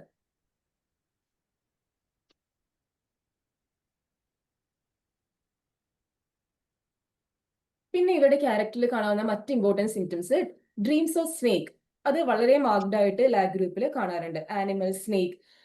പിന്നെ രാത്രി കുട്ടികളാണെങ്കിൽ യൂറിനേഷൻ ഒരു one of the specific remedy ആണെന്ന് പറയാ, ഉറക്കത്തിൽ കിടന്ന് മൂത്രമൊഴിക്കുന്നതിന്. അപ്പോൾ ഇവർക്ക് ഡ്രീംസ് ഉണ്ടാവും, യൂറിനേറ്റ് ചെയ്യുന്നതായിട്ട് ഈ കുട്ടി ഡ്രീം ചെയ്യും, എന്നിട്ട് ബെഡിൽ കിടന്ന് യൂറിനേറ്റ് ചെയ്യും. അതിന് 3 മാർക്ക് റെമഡി വരുന്നത് ക്രിയോസോട്ട് ആണ്. പക്ഷേ ലാഗ് ഗ്രൂപ്പും ഒരു ഇമ്പോർട്ടന്റ് ആണ്. Dream of journey, travelling, has to walk long distance, carried at station to see the train start. എന്തൊക്കെയോ കുറെ കാര്യങ്ങൾ ഇവർ ചെയ്യുന്നു, എന്തൊക്കെയോ കെട്ടിപ്പറക്കി വാരിക്കൂട്ടി ഇവർ പോകുന്നു, യാത്ര ചെയ്യാൻ പോകുന്നു, പക്ഷെ ആ പോയിന്റിൽ എത്തുമ്പോഴത്തേക്കും അത് ട്രെയിൻ അവിടെ നിന്ന് വിട്ടുപോകുന്നു. അപ്പൊ എല്ലാത്തിനും അൺസക്സസ്ഫുൾ ആയിട്ടുള്ള ആ ഒരു എഫേർട്ടാണ് ആ ഒരു ഡ്രീംസിലും ഡെലൂഷൻസിലൊക്കെ കാണുക. പിന്നെ ഡെലൂഷൻ, ഇമാജിനേഷൻ, വിഷൻ ഹൊറിബിൾ. നമ്മളൊരു സ്ട്രമോണിയം, ഹയാസൈമസും ഒക്കെ അവരുടെ ആ ഒരു പേടിപ്പെടുവിക്കുന്ന ഡെലൂഷൻസ് ഉണ്ടല്ലോ, ഡാർക്ക് ഇമേജസ് കാണുക, റൂമിൽ ഫിഗേഴ്സ് കാണുക, ഗോസ്റ്റിന്റെ ഇതൊക്കെ കാണുക. അപ്പൊ അതൊക്കെ ഈ ഒരു ലാഗ് റെമഡീസിൽ വളരെ മാർക്ഡ് ആയിട്ട് തന്നെ പറയുന്നുണ്ട്. ഫിയർ ഓഫ് ഇൻക്യൂറബിൾ ഡിസീസ്, അങ്ങനെ ഇവർക്ക് ആ ഡിസീസിനോട് പേടിയാകും, ക്യാൻസറിനോട് പേടിയാകും, ഒരു മാനിയാക്കൽ ഡിപ്രഷനിലേക്ക് ഇവരെത്തും. ഇതിന്റെ കുറച്ച് ഇമ്പോർട്ടന്റ് ആയിട്ടുള്ള 1 മാർക്ക് സിംറ്റംസ് ആണ്. ആക്സലയിൽ സ്വെറ്റ് ബ്രൗൺ ആയിട്ടുള്ളത് സിംഗിൾ റെമഡി ലാക്യാനൈനുമാണ്. ദെൻ ഫദർ റെപ്പർട്ടറിയിൽ ബെഡ് വെറ്റിംഗ് സ്പെസിഫിക് എന്ന റൂബ്രിക്കിൽ, ബെഡ് വെറ്റിംഗ് സ്പെസിഫിക് എന്നാണ് റൂബ്രിക് പറയുന്നത്. അപ്പൊ മറ്റ് റെമഡീസ് വർക്ക് ചെയ്തില്ലെങ്കിൽ ലാക്യാനൈന് ചിന്തിക്കാമെന്നാണ് പറയുന്നത്. പിന്നെ റെപ്പർട്ടറി ഓഫ് ഡ്രേക്കിൽ, കൊണ്ടൈലമോ ആൻഡ് വാട്സിൽ ഡ്രേക്കിൽ പറയുന്നത് warts on little finger, 1 and only remedy ലാക്യാനൈനുമാണ്. പിന്നെ ലാക്യാനൈഡിന്റെ ഇറക്റ്റിക് പെയിൻ നമുക്ക് എല്ലാവർക്കും അറിയാവുന്ന കാര്യമാണ്. അതുപോലെ തന്നെ സെൻസിറ്റിവിറ്റി ടു ടച്ച്. ഞാൻ ഫസ്റ്റ് പറഞ്ഞ കേസിൽ ആ കുട്ടി എന്നോട് ഇടയ്ക്കിടയ്ക്ക് അവർക്ക് ബാഗ് ഇടുമ്പോൾ മുതുകത്ത് ആ വേർട്ടിബ്രയിൽ ബാഗ് ഇട്ടിട്ട് ഇങ്ങനെ കുട്ടികൾ കുനിയല്ലോ, സ്കൂൾ കുട്ടികൾ. അപ്പൊ അവർക്ക് ടച്ച് ചെയ്യുമ്പോഴത്തേക്കും ആ ഒരു വേർട്ടിബ്രയിൽ പെയിൻ ആണെന്ന് പറഞ്ഞിട്ടുണ്ടായിരുന്നു. അപ്പൊ പിന്നെ ആ ലാക് ഗ്രൂപ്പിനെ കുറിച്ച് ഒന്ന് നോക്കുമ്പോഴാണ് ഇതൊക്കെ ലാക്യാനൈനത്തിൽ വരുന്ന സിംറ്റം ആണെന്ന് മനസ്സിലായിട്ടുള്ളത്. അപ്പൊ ഇതിന്റെ നമുക്ക് ഫിസിക്കൽ സിംറ്റംസ് കൂടുതലായി ആഡ് ചെയ്യുന്നില്ല, നമുക്ക് എല്ലാവർക്കും കീനോട്ടിലൊക്കെ വായിച്ച് അറിയാവുന്നതാണ്. എന്നാലും ബ്രസ്റ്റിന് ഇത് കൊടുക്കുന്ന അതിന്റെ സോറിക് സ്റ്റേജിൽ വരുന്ന സിംറ്റം ആണ് ബ്രസ്റ്റിൽ വരുന്ന ആ ഒരു ടെൻഡർനെസ്സും ഒരു പെയിൻഫുൾനെസ്സും. അപ്പോൾ അവിടെയൊക്കെ ഈ ഒരു കൺഫ്ലിക്റ്റ് ഉണ്ടാവും. ഞാന് ദിലീപ് സാർ നമുക്ക് GNM കൺസെപ്റ്റിനെ കുറിച്ച് പറഞ്ഞു തന്നിട്ടുണ്ട്. അപ്പൊ അവരുടെ മൈൻഡ് ബോഡി കോറിലേഷൻ സാർ നമുക്ക് പഠിപ്പിച്ചു തന്നിട്ടുണ്ട്. അപ്പോൾ ഈ ഒരു PCOD കേസുകളിലും ഇത് ബ്രസ്റ്റിനെ എഫക്ട് ചെയ്യുന്ന കേസുകളിലും എല്ലാം നമ്മൾ കേസ് എടുത്ത് നോക്കുമ്പോഴത്തേക്കും അവിടെ ഒരു ലവ് കൺഫ്ലിക്റ്റ്, അത് ചിലപ്പോൾ മദർ ചൈൽഡ് ആകാം, ഒരു ബോയ് ഫ്രണ്ട് ഇതാകാം, ഒരു ലവ് കൺഫ്ലിക്റ്റ് നമുക്ക് എല്ലാ കേസിലും കാണാൻ പറ്റും. അപ്പൊ ഈ ഒരു ബ്രസ്റ്റ് ടെൻഡർനെസ്സും അതുപോലെ തന്നെ ലാക്യാനൈനം ത്രോട്ട് പെയിൻ, നമ്മൾ പീരീഡ്സ് ആകുമ്പോഴത്തേക്കും ത്രോട്ടിലും കൂടി ഇൻഫെക്ഷൻ വരുന്ന പറയണ്ടല്ലോ, അത് ആക്ച്വലി ഒരു ഹോർമോണൽ ഇംബാലൻസ് കൊണ്ട് വരുന്ന സിംറ്റം ആണ്. അപ്പൊ അവിടെയൊക്കെ ലാക്യാനൈനം ഈ ത്രോട്ടിലും ഈ GNM ത്തിന്റെ ഒരു കൺസെപ്റ്റ് എന്താന്ന് വെച്ചാൽ കനോട്ട് സ്വോളോ ദ മോസൽ, അതാണ് ആ ഒരു കൺസെപ്റ്റിൽ പറയാ. അവർക്കുള്ള ആ ഒരു കൺഫ്ലിക്റ്റ് അവർക്കത് അക്സെപ്റ്റ് ചെയ്യാൻ പറ്റുന്നില്ല. ആ ഒരു കൺഫ്ലിക്റ്റ് ആണ് എല്ലാ ത്രോട്ട് കംപ്ലൈന്റിലും GNM കൺസെപ്റ്റിൽ പറയുന്നത്. അത് തന്നെയാണ് നമുക്ക് നോക്കിയാൽ ഈ ലാക്യാനൈനും അത്രത്തോളം ആ ഒരു ത്രോട്ടിൽ അത്രത്തോളം ഒരു ആക്ഷൻ കാണിക്കുന്നത് ഈ ഒരു കൺഫ്ലിക്റ്റ് മേ ബി അവിടെ സ്ട്രോങ് ആയതുകൊണ്ടായിരിക്കാം. അപ്പൊ ഒരു സൈക്കോസിസ് സ്റ്റേജിൽ ലംപ് ഇൻ ദ ബ്രസ്റ്റ്, ഒരു സിഫിലിറ്റിക് സ്റ്റേജിൽ ഒരു പറയുന്ന സിംറ്റം മിസ്കാരേജ് കഴിഞ്ഞിട്ടും പേഷ്യന്റിന് ബ്രസ്റ്റിൽ പെയിൻ വരിക. അല്ലെങ്കിൽ നമുക്ക് പിന്നെ കിട്ടാവുന്ന സിംറ്റം സാധാരണ കൂടുതൽ കൊടുക്കുന്നത് എങ്ങനെയാ, ഒരു ബ്രസ്റ്റ് മിൽക്ക് ഒക്കെ സ്റ്റോപ്പ് ചെയ്ത് കഴിയുമ്പോൾ ലേഡീസ് വന്നിട്ട് പറയും ബ്രസ്റ്റിൽ ഭയങ്കര പെയിൻ ആണ് ഡോക്ടറെ, മിൽക്ക് പിന്നെയും വന്നുകൊണ്ടിരിക്കുന്നത്, സ്റ്റോപ്പ് ചെയ്യാൻ എന്തെങ്കിലും മെഡിസിൻ തരുമോ എന്നായിരിക്കും പേഷ്യന്റ് ചോദിക്കുക. അപ്പൊ ആ രീതിയിലും പ്രസന്റ് ചെയ്യാം. പിന്നെ ഡിസ്മെനോറിയ പ്രസന്റ് ചെയ്യാം. സൈക്കോസിലേക്ക് PCOD മെട്രൈറ്റിസും ഉണ്ട്.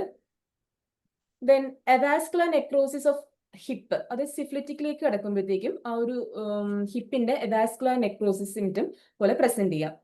റുമാറ്റിസത്തിനും ഒരു ഇമ്പോർട്ടന്റ് മെഡിസിൻ ആണ്, അത് സൈക്കോസിലും ഉണ്ട് സിഫിലിസിലും ഉണ്ട്. അപ്പൊ ഈ ലാക്യാനൈനം പേഷ്യന്റ് എങ്ങനെയായിരിക്കും, ഈ ഒരു ഫാൻ ഇട്ടിട്ട് പൊതുവെ ചൂടുവെള്ളം കുടിക്കും.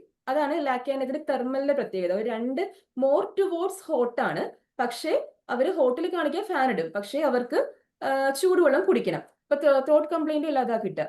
റുമാറ്റിസത്തിൽ എന്താ ചെയ്യുക, ഇവർക്ക് ലഡം പൾസാറ്റിലേക്ക് പോലെ തന്നെ തണുപ്പ് ഒഴിച്ച് കഴിയുമ്പോഴത്തേക്കാണ് റുമാറ്റിസത്തിൽ ആശ്വാസം കിട്ടുക. പിന്നെ അതുപോലെ തന്നെ ബാക്ക് പെയിനിൽ ഇതിന്റെ ഒരു ഇമ്പോർട്ടൻസ് സിംറ്റം എന്ന് വെച്ചാൽ റെസ്റ്റോസ് പോലെ തന്നെയാണ് ഇതിന്റെ ഒരു മൊഡാലിറ്റി വരിക, പക്ഷെ ഒരു വ്യത്യാസം കൂടി, ഇവർക്ക് ഡോസി ഫ്ലെക്സ്, ഇങ്ങനെ നടു ഒന്ന് നിവർത്തി ബാക്കിലേക്ക് ഒന്ന് ഡോസി ഫ്ലെക്സ് ചെയ്യുമ്പോഴത്തേക്കും അവർക്ക് അമലറേഷൻ ആയിരിക്കും എന്നുള്ളതാണ് ഇതിന്റെ ബാക്ക് പെയിന്റെ ഒരു പ്രത്യേകത. പിന്നെ നമുക്ക് അക്യൂട്ട് നെഫ്രൈറ്റിസ് കണ്ടീഷനിൽ ആലോചിക്കാം. ഒരു അക്യൂട്ട് ത്രോട്ട് ഇൻഫെക്ഷൻ വന്നിട്ട് നെഫ്രൈറ്റിസ് കണ്ടീഷനിലേക്ക് വരുമ്പോൾ ആലോചിക്കാം. അതുപോലെ ഡിഫ്തീരിയ കേസിൽ സോറ സൈക്കോട്ടിക് സിഫിലിറ്റിക് മയാസത്തിലെ 3 മയാസത്തിലും ലാക്യാനൈനം വളരെ ഇമ്പോർട്ടന്റ് ആണ്.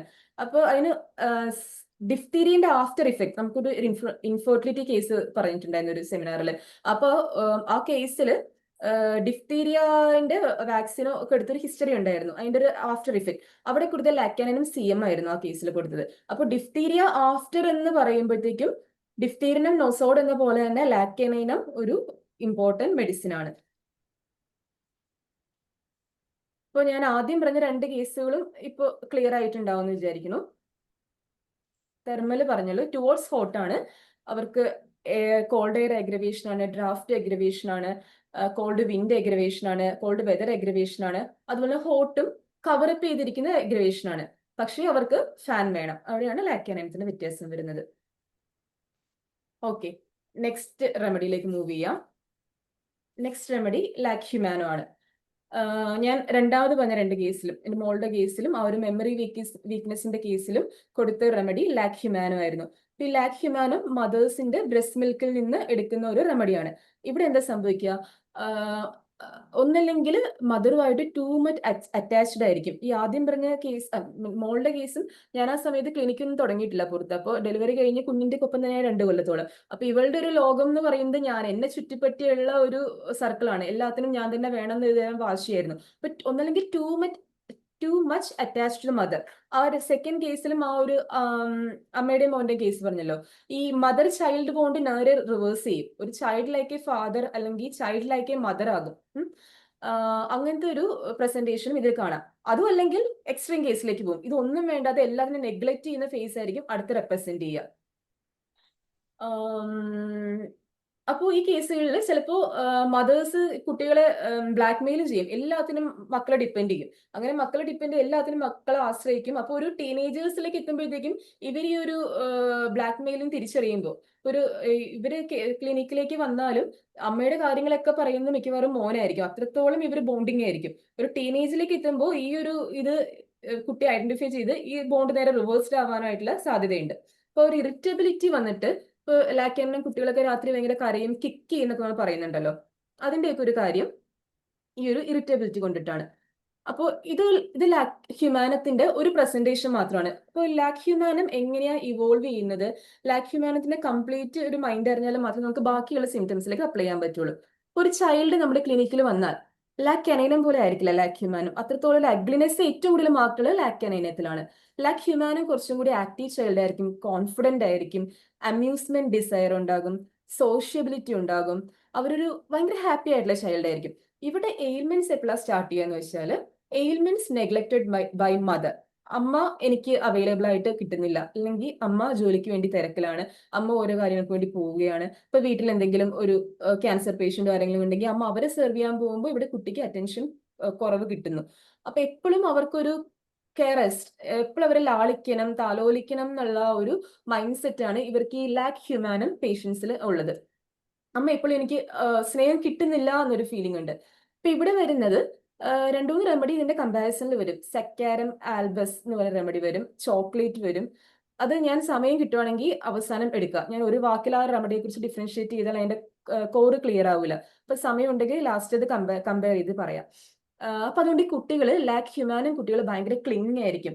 സാഡ്നെസ് വീനിങ് വൈ നമ്മൾ ഈ ബ്രസ്റ്റ് മിൽക്ക് നിർത്തിയ ശേഷം കുട്ടികളിൽ വരുന്ന ഇപ്പോൾ എന്ത് കംപ്ലൈന്റ് ആയാലും അവർക്ക് ഈ ഒരു അഗ്രവേഷൻ, ആ ഒരു വീനിങ് ടൈമിലൊക്കെ അഗ്രവേഷൻ, നമ്മളിപ്പോ വാക്സിനേഷന് തൂജ പറയുന്ന പോലെ തന്നെ നമുക്കൊരു സ്പെസിഫിക് എന്നോണം എന്റെ പ്രാക്ടീസിൽ മനസ്സിലായിട്ടുള്ള ഒരു കാര്യമാണ് ഈ വീനിങ് ടൈമിൽ വരുന്ന കംപ്ലൈൻസിന് ആ ഒരു ഹിസ്റ്ററി ഉണ്ടെങ്കിൽ ലാക് ഹ്യൂമാനോ എന്ന മെഡിസിൻ ഷുവർ ആയിട്ടും ട്രൈ ചെയ്യാം.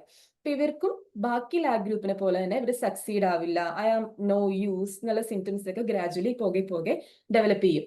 പിന്നെ മറ്റൊരു ഇതിന്റെ വ്യത്യസ്തമായ സിംറ്റം എന്ന് വെച്ചാൽ ലാമെന്റിങ് റിലേഷൻഷിപ്പ് എബവ്. അത് വരുന്ന ഒരു 1 മാർക്ക് റെമഡിയാണ് ലാക് ഹ്യൂമാനം.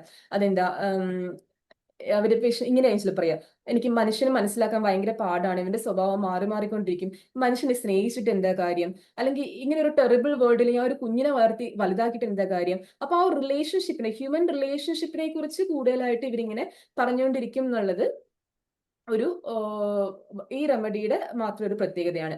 അതുപോലെ ഫീലിംഗ് ഓഫൻ, എനിക്ക് ആരും ഇല്ല എന്നൊരു ഫീലിംഗ്. അവിടെ നമ്മൾ മാക്മ്യൂർ എന്ന് പറയുന്ന റെമഡിയും പറയും. പക്ഷെ മാക്മ്യൂറിന്റെ ഈ പറഞ്ഞ പോലെ പ്രസന്റേഷൻ വ്യത്യാസമുണ്ട്. മാക്മ്യൂർ ശരിക്കും അവന്റെ സ്വന്തം വീട്ടിലും അവൻ അച്ഛനും അമ്മയും ഉണ്ടെങ്കിലും അവനൊരു ഓഫൻ പോലെ തന്നെ ബിഹേവ് ചെയ്യുക. അമ്മ എന്നെ അടിച്ചോ, എന്നെ വഴക്ക് പറഞ്ഞോ, എന്നെ എന്ത് വേണേലും ചെയ്തോ, പക്ഷെ എന്നെ ഒറ്റയ്ക്കാക്കി പോകല്ലേ അമ്മേ. അവന്റെ ഒരു കാര്യങ്ങളും അവൻ വീട്ടിൽ അങ്ങനെ സ്ട്രോങ് ആയിട്ട് പറയില്ല. അവൻ വീട്ടിൽ തന്നെ ഈ വിട്ടിട്ട് പോകുമോ എന്നൊരു പേടി കൊണ്ട് അവനൊരു ഓർഫനായിട്ട് തന്നെ ആയിരിക്കും ബിഹേവ് ചെയ്യുക. അവൻ്റെതായിട്ടുള്ള ഒരു സ്വാതന്ത്ര്യം ആ വീട്ടിൽ എടുക്കില്ല. അത്രത്തോളം ഒരു ഫീലിംഗ് ഓഫ് ഓഫൻ, ഈ വിട്ടു പോകുന്ന ഒരു പേടിയും ഈ ലാക് ഹ്യൂമാനത്തിനും ഒരുപോലെ തന്നെയുണ്ട്. Then delusion Elon in the world, ഈ ലോകത്ത് ഞാൻ ഒറ്റയ്ക്കാണ്. ഷീ ഫ്രണ്ട്ലെസ്, ഇതൊക്കെ ലാക് കനൈനത്തിലെ സിംറ്റം നമ്മൾ കീനോട്ടിൽ വായിക്കുന്നുണ്ട്. എനിക്ക് ഇനി ലോകത്ത് ആരുമില്ല, ഫ്രണ്ട്ലെസ് ആണ്, ക്രോണിക് ബ്ലൂ കണ്ടീഷൻ എന്ന് വെച്ചാൽ മൊത്തം എന്റെ ലൈഫ് ഡാർക്ക് ആണെന്നുള്ള ഫീലിംഗ് ഒക്കെ. അപ്പോൾ ഇവര് ഈ മദറിന്റെ സ്നേഹം കിട്ടാത്തപ്പോ ഇത് റീപ്ലേസ് ചെയ്യണമല്ലോ, അപ്പോൾ അത് ഫ്രണ്ട്സിനെ ഡിപ്പെൻഡ് ചെയ്യും. അപ്പൊ ഫ്രണ്ട്സിനോട് ഭയങ്കര അറ്റാച്ച്ഡ് ആയിരിക്കും. പിന്നെ delusion not love by friends, ഇനി ഫ്രണ്ട്സിന്ന് തിരസ്കാരം വന്നാലോ അതും ഇവരെ തളർത്തിക്കഴിയും. Then killed decide to be rather left alone, ഇവരുടെ അത്രത്തോളം ആ മൈൻഡില് അത് സ്ട്രോങ് ആണെന്ന് കാണിക്കുക. എന്നെ ഒറ്റക്കാക്കി പോകുന്നതിനേക്കാളും ഭേദം എന്നെ കൊന്നു കളഞ്ഞാൽ മതി. അത്രത്തോളം ഇവർക്ക് ആ ഒരു ലോൺലെസ് ഫീലിംഗ് ഇവരുടെ മനസ്സിൽ ഭയങ്കരമായിട്ട് ഹോണ്ട് ചെയ്യുന്ന ഒരു ഫീലിംഗ് ആണ്. പിന്നെ ആന്റഗോണിസം, അത് എല്ലാ ലാക് ഗ്രൂപ്പിൽ പോലെ ഇതിനകത്തുണ്ട്. ലാസ്റ്റ് ഒരു ഡിപ്രഷനിലേക്ക് പോകുമ്പോൾ ഇവർക്ക് ഭയങ്കര ഇൻഡിഫറൻസ് ഡെവലപ്പ് ചെയ്യും. പേഴ്സണൽ അപ്പിയറൻസിനെ കുറിച്ചും മറ്റുള്ളവരുടെ സഫറിങ്സിനെ കുറിച്ചും എല്ലാം ഇവര് ഒരു ഇൻഡിഫറൻസ് അപ്പിയർ ചെയ്യും. Then morbid impulse burn match stick, ഒരു ADHD കേസിൽ കുട്ടി ഇങ്ങനെ മാച്ച് സ്റ്റിക്ക് കത്തിച്ചുകൊണ്ടിരിക്കുക എന്നൊരു പറഞ്ഞിട്ടുണ്ടെങ്കിൽ പലതരം ബിഹേവിയർ കാണാമല്ലോ ADHD ഓട്ടിസ്റ്റിലൊക്കെ. അപ്പൊ ഈ ഒരു റൂബ്രിക്കിൽ വരുന്ന സിംഗിൾ റെമഡിയാണ് ലാക് ഹ്യൂമാൻ എന്ന് പറയുന്നത്. എപ്പോഴും മാച്ച് സ്റ്റിക്ക് ഇങ്ങനെ ബേൺ ചെയ്തുകൊണ്ടിരിക്കുക.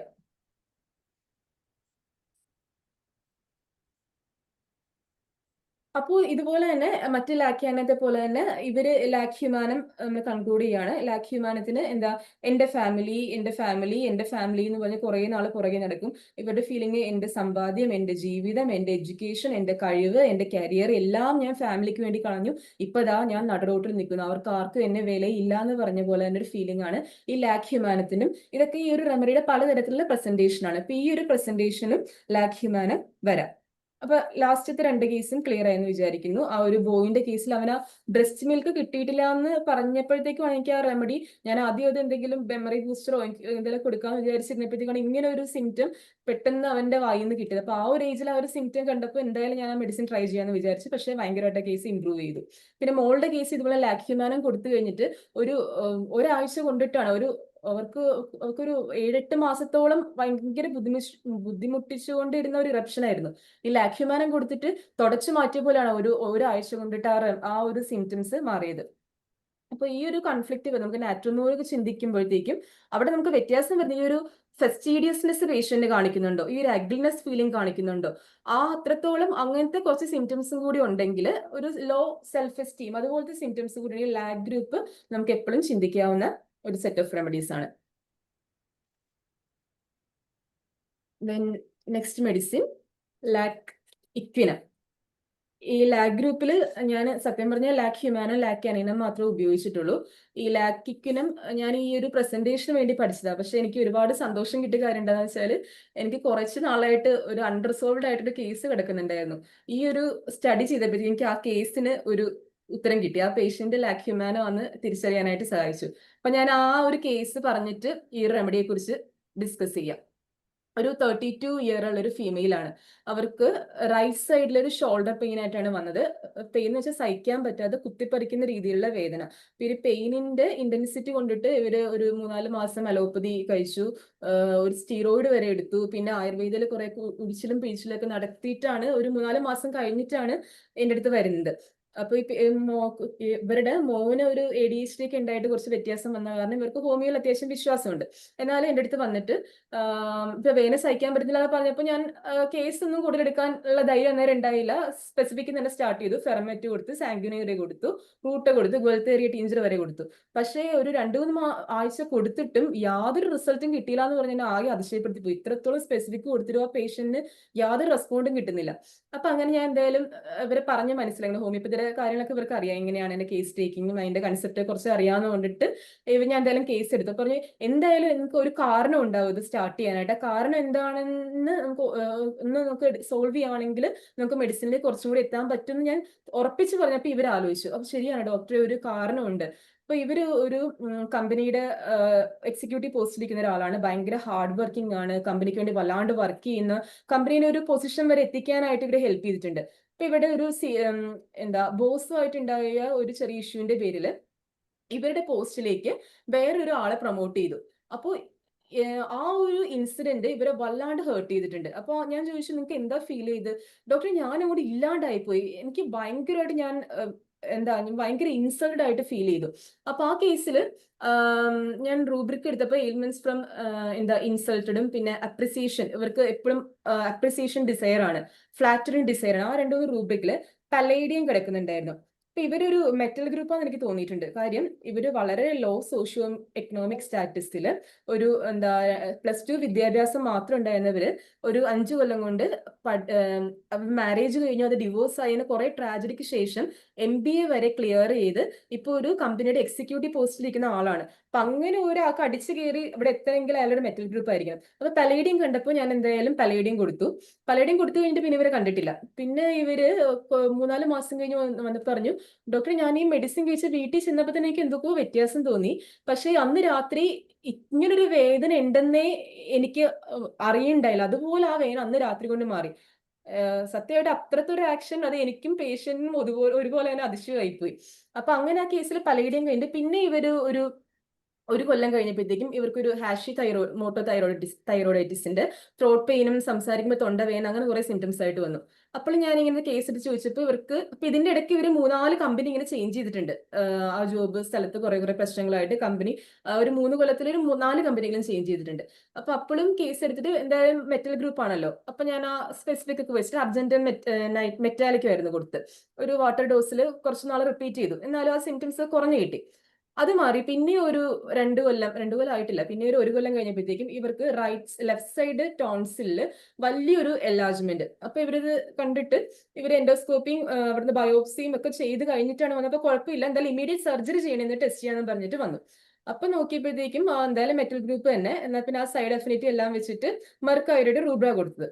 അതും ഏകദേശം കുറഞ്ഞു വരുന്നുണ്ട്.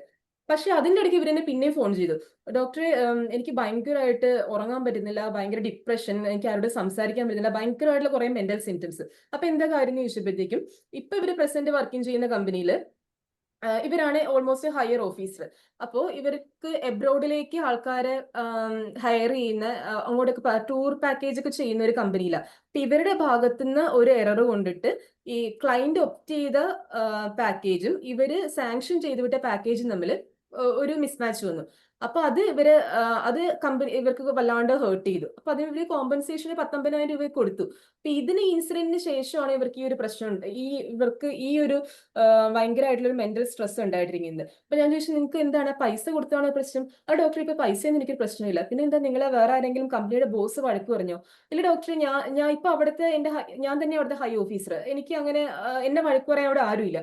അപ്പൊ അതുമല്ല പ്രശ്നം, പിന്നെ എന്താ പ്രശ്നം? അപ്പൊ ഇവർക്ക് ഈ കേസിൽ ഞാൻ സ്ട്രെസ് ചെയ്യാൻ ഉദ്ദേശിക്കുന്ന ഒരു ഫാക്ടറേ ഉള്ളൂ, ഇവർക്ക് ഈ ജോബ് സ്പേസിലെ ആ ഒരു കൺഫ്ലിക്റ്റ് ഇവരെ വല്ലാണ്ട് ഹോണ്ട് ചെയ്യുന്നുണ്ട്. ഇത്ര കാലം ഞാൻ ആ കേസ് എടുത്തിട്ടും ഞാൻ ഇഗ്നേഷ്യ കൊടുത്ത് നോക്കിയിട്ടുണ്ട്. ആ ഒരു ലാസ്റ്റ് ടൈം അവർക്ക് ഒരു ഡിപ്രഷൻ ഒക്കെ പറഞ്ഞപ്പോൾ ഇഗ്നേഷ്യ ഇതുപോലെ ഭയങ്കര അംബീഷ്യസ് ആണ്, ഭയങ്കര ഹാർഡ് വർക്കിംഗ് ആണ്, ഇതൊക്കെ പറഞ്ഞ് ഇഗ്നേഷ്യ കൊടുത്തു. പക്ഷെ എന്നാലും ഒരു സാറ്റിസ്ഫൈങ് റിസൾട്ട് പേഷ്യന്റും എനിക്കും ഇല്ല, എന്നാലും അവരങ്ങനെ നിൽക്കുന്നുണ്ട്. അപ്പോൾ ഇപ്പോഴാണ് ഞാൻ ലാക്കിക്കനം വായിച്ചപ്പോൾ എനിക്ക് അതിന്റെ സിംറ്റംസ് എല്ലാം മാച്ച് ആയിട്ട് തോന്നുന്നു. ഞാൻ ലാക്കിക്കനം പറയാം, എല്ലാവർക്കും ആ ഒരു കേസ് ആ ഒരു റെമഡി തന്നെ തോന്നിയിട്ടുണ്ടോ എന്ന് പറയണം. ലാക്കിക്കനത്തിന്റെ പ്രസന്റേഷൻ ഭയങ്കര റെസ്പോൺസിബിൾ ആയിരിക്കും. ലാക്കിക്വിൻ എന്ന് വെച്ചാൽ നമ്മൾ ഹോസിൽ നിന്ന് എടുക്കുന്നതല്ലേ. അപ്പൊ ഹോസിന്റെ എനർജിയും ആ ഒരു ഫാസ്റ്റ്നെസ്സും അവരുടെ ആ ഒരു പെർഫെക്ഷനും എല്ലാം ഈ ഒരു റെമഡീസിൽ നമുക്ക് പല ഭാഗങ്ങളിൽ കാണാൻ പറ്റും. ഭയങ്കര എഫിഷ്യന്റ് ആയിരിക്കും, ഫസ്റ്റീഡിയസ് ആയിരിക്കും, ഫാസ്റ്റ് ആയിരിക്കും. ഈ പേഷ്യന്റിനും ഇവര് കണ്ടാൽ ഭയങ്കര എലഗന്റ് ലുക്കാണ്. എന്താണ് നമ്മള് പ്ലാറ്റിനം ഒരു പല്ലേഡിയോ ഒക്കെ ഇരിക്കുന്ന പോലെ തന്നെ ഭയങ്കര ആയിട്ടുള്ള ഒരു എഫിഷ്യന്റ് ആൻഡ് അംബീഷ്യസ് ആയിട്ടുള്ള ഒരു കോൺസ്റ്റിറ്റ്യൂഷൻ ആയിരുന്നു. പ്രൊഫഷണൽ ആണ്, സോഷ്യൽ ആണ്, കമ്മ്യൂണിക്കേറ്റീവ് ആണ്, duty too much sense of duty ഉണ്ട്. ഇവിടെ മെയിൻ എയിൽമെന്റ് ഫാക്ടർ എന്താന്ന് വെച്ചാൽ ailments from embarrassment, poor job performance her. അവർക്ക് തന്നെ ഇപ്പൊ ഇവരെന്നോട് ഇടയ്ക്കിടയ്ക്ക് പറയുന്നത്, എനിക്ക് എന്റെ പ്രശ്നം എന്റെ കരിയർ ആണ് ഡോക്ടർ, എനിക്ക് ഏറ്റവും കൂടുതൽ ഇമ്പോർട്ടൻ്റ്, അതിലൊരു പ്രശ്നം വന്നാൽ എനിക്കത് ടോളറേറ്റ് ചെയ്യാൻ പറ്റില്ല. ഇവരെ വഴക്ക് പറയാൻ ആരുമില്ല, ഇവരെ ചോദ്യം ചെയ്യാൻ ആരുമില്ല, പക്ഷേ ഇവർക്ക് തന്നെ ഒരു സെൽഫ് ഇൻട്രോസ്പെക്ഷൻ ആണത്. അപ്പോ പുവർ ജോബ് പെർഫോമൻസ് ഹെയറിൽ വരുന്ന സിംഗിൾ റെമഡി ലാക്കിക്വിനമാണ്.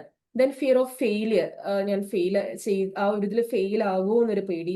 ഡെലൂഷൻ ഇൻസൾട്ട്, നമ്മുടെ പലേഡിയം പറഞ്ഞപ്പോഴത്തേക്ക് അവരുടെ മെയിൻ ഫീലിംഗ് അന്ന് കൊടുത്തത് ഈ ഡെലൂഷൻ ഇൻസൾട്ടഡ്, സിങ്കിങ്, ഞാനും കൂടി ഇല്ലാണ്ടായി പോകും ഡോക്ടറെ എന്ന് അവർ പറഞ്ഞില്ലേ. Dream opportunity loss, then irritability, business not proceed fast. ഇവരുടെ മറ്റൊരു പ്രത്യേകത ഹോസ് ആണല്ലോ. അപ്പൊ ഹോസിന്റെ എനർജി ആലോചിക്കുക.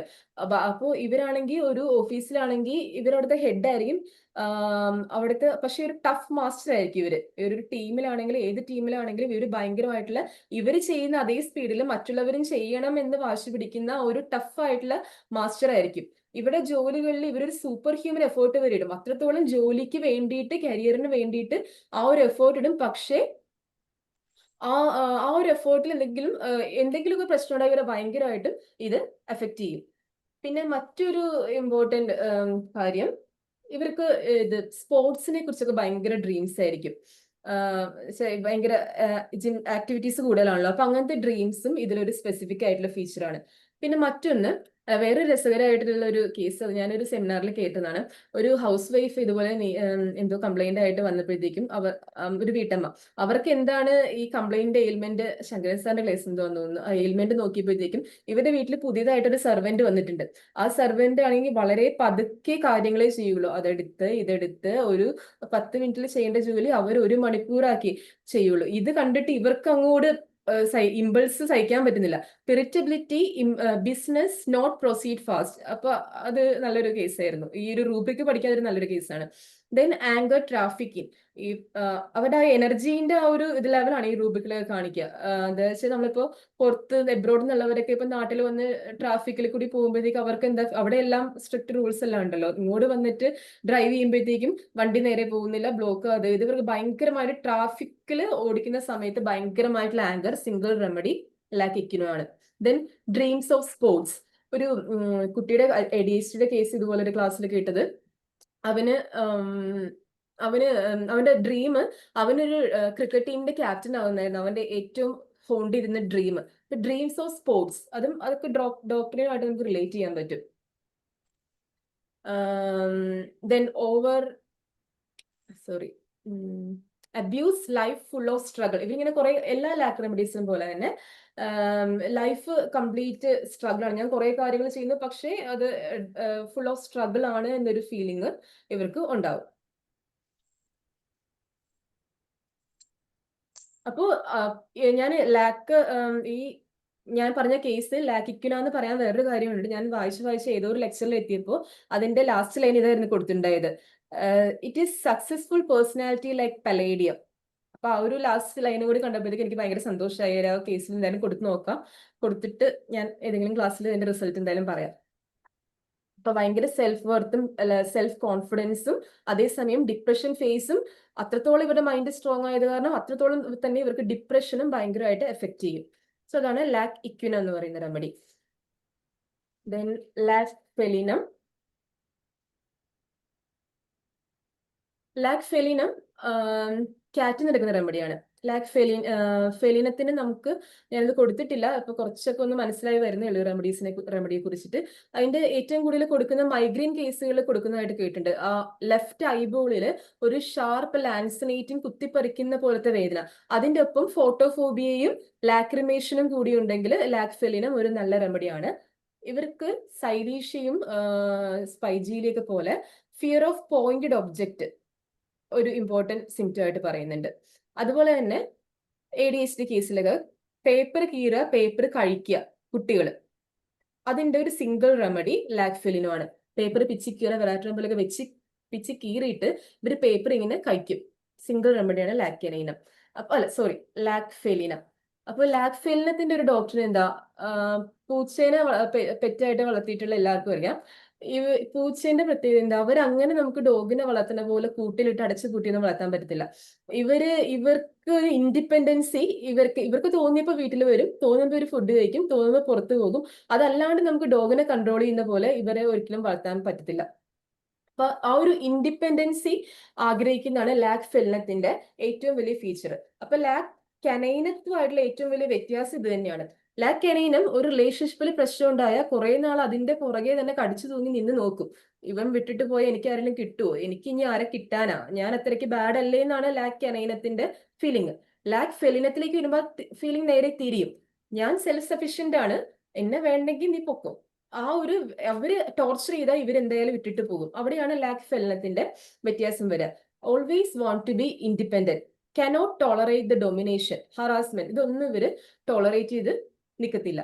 അതുപോലെ തന്നെ എല്ലാ ലാക്ക് ഗ്രൂപ്പിലുള്ള പോലെ തന്നെ കുറെ പീരീഡ്സിന് മുന്നേ ഉണ്ടാകുന്ന ഹെഡ് ഏക്ക്, മാമി പെയിൻ, അതുപോലുള്ള കുറെ സിംറ്റംസും ഈ ലാക്ക് ഫെലിനത്തിൽ കാണാൻ പറ്റും.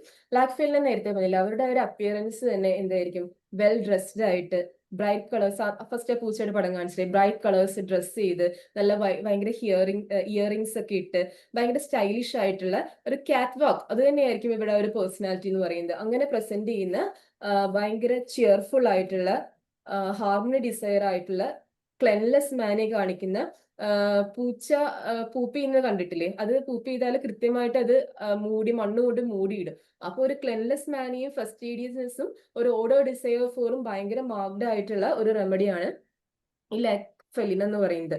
ഇതും ആ ഒരു അപ്പിയറൻസിൽ ഒരു പ്ലാറ്റിനിയോ പല്ലേഡിയോ ഒക്കെ പോലെ തന്നെ ഉണ്ടാവുമെന്നും പറയുന്നുണ്ട്. സോ ഇത് what is the basic difference? Lac കനൈനും ലാക്ക് ഫെലിനും നമ്മൾ ഒറ്റ വാക്കിൽ നമുക്ക് പറയാവുന്നത്, ലാക്ക് കനൈനത്തിന്റെ feeling you love me, you feed me, you pet me, അതുകൊണ്ട് നിങ്ങളാണ് എന്റെ ദൈവം, ഞാൻ എന്തിനും തയ്യാറാണ് ആണ് ലാക്ക് കനൈനം. ലാക്ക് ഫെലിനത്തിൽ എന്താ, U love me, You feed me, you pet me. I must be the dog. I must be the god. നിങ്ങൾ എല്ലാം ചെയ്യുന്നു, അതുകൊണ്ട് ഞാനാണ് ഇവിടെ ദൈവം. ഇതാണ് ലാക് ഫെലിനോം ലാക് കനൈനും തമ്മിലുള്ള ബേസിക് ഡിഫറൻസ്. ആ ഒരു ഇൻഡിപെൻഡൻസും ആഗ്രഹിക്കുന്നുള്ളതാണ് ലാക് ഫെലിനത്തിന്റെ ഏറ്റവും വലിയ പ്രത്യേകത എന്ന് പറയുന്നത്. ഇപ്പൊ ഇവർക്ക് ആ ഒരു ഇവരുടെ കൺട്രോൾ ഒരു കാര്യത്തിൽ, ഒരു മാരേജിന്റെ കാര്യത്തിലായാലും ഒന്നിലും ഇവരെ കൺട്രോൾ ചെയ്യുന്നവർക്ക് തീരെ ടോളറേറ്റ് ചെയ്യാൻ പറ്റില്ല. ഇവർക്ക് തോന്നിയ പോലെ ഇവർ ചെയ്യുന്നുള്ളതാണ് ഇവരുടെ ആ ഒരു മൈൻഡ് സെറ്റിൽ ഉള്ളത്. എന്നെ ഇത്രത്തോളം അബ്യൂസ് ചെയ്തു, എന്നെ ഇത്രത്തോളം ടോർച്ചർ ചെയ്തു, നൗ ഇനി എന്നെ ഒന്നിനും കിട്ടില്ല, ഞാൻ എനിക്ക് തോന്നിയ പോലെ ഇഷ്ടപ്പെട്ട പോലെ ജീവിക്കും. അപ്പൊ അതുപോലെ തന്നെ ചില മാരേജിലൊക്കെ ഓൾഡ് മാൻ കയറി മാരേജ് ചെയ്യും. നമ്മൾ നാറ്റർമൂർ പഠിക്കുമ്പോൾ UG തൊട്ടേ പഠിക്കുന്നത് അവര് അങ്ങനെ ചെയ്യുന്നത് പോലെയല്ല ഈ ലാക് ഗ്രൂപ്പ് ചെയ്യുന്നത്. ലാക് ഗ്രൂപ്പ് ചെയ്യുന്നതിന്റെ ഈ ലാക് ഫെലിനം ചെയ്യുന്നത്, ലാക് ഫെലിനെ ഇതുപോലെ ഓൾഡ് മാനിനെയും കയറി മാരേജ് ചെയ്യും. കാരണം അവർക്ക് തോന്നിയ പോലെ അവർ ചെയ്യും. അവരുടെ ഇൻഡിപെൻഡൻസ് അവർ നല്ലോണം യൂട്ടിലൈസ് ചെയ്യുന്നുള്ള ലാക് ഫെലിനത്തിന്റെ ഒരു പ്രത്യേകത. Then next remedy, lac Leona. ഈ റെമഡിയും ഞാൻ കൊടുത്തിട്ടില്ല, കുറച്ച് പഠിച്ചെന്നുള്ള വിവരങ്ങൾ പറയാം.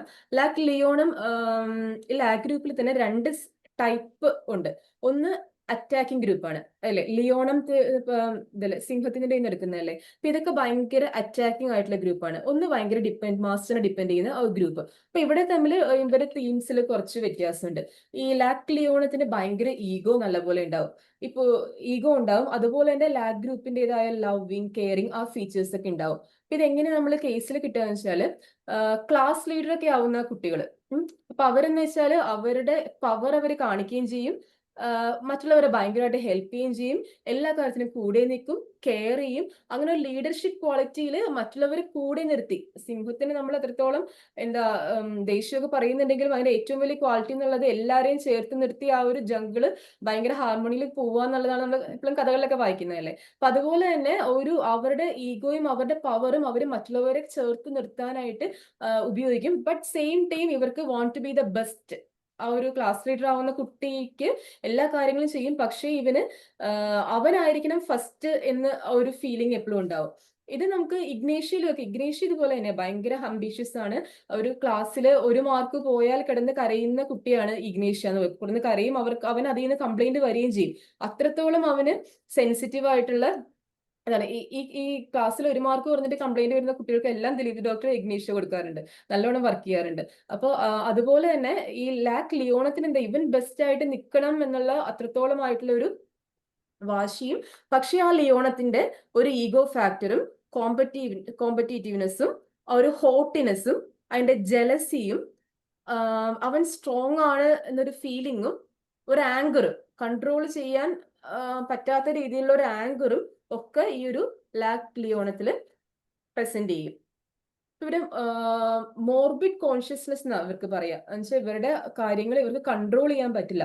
അത്രത്തോളം ഇവര് മറ്റുള്ളവരുടെ ഫോൾട്ടുകളൊന്നും ഇവർക്ക് ഒട്ടും ടോളറേറ്റ് ചെയ്യാൻ പറ്റില്ല. Every little problem seem to be big, close to everyone. എല്ലാവരും ഭയങ്കരമായിട്ട് ദേഷ്യപ്പെടും.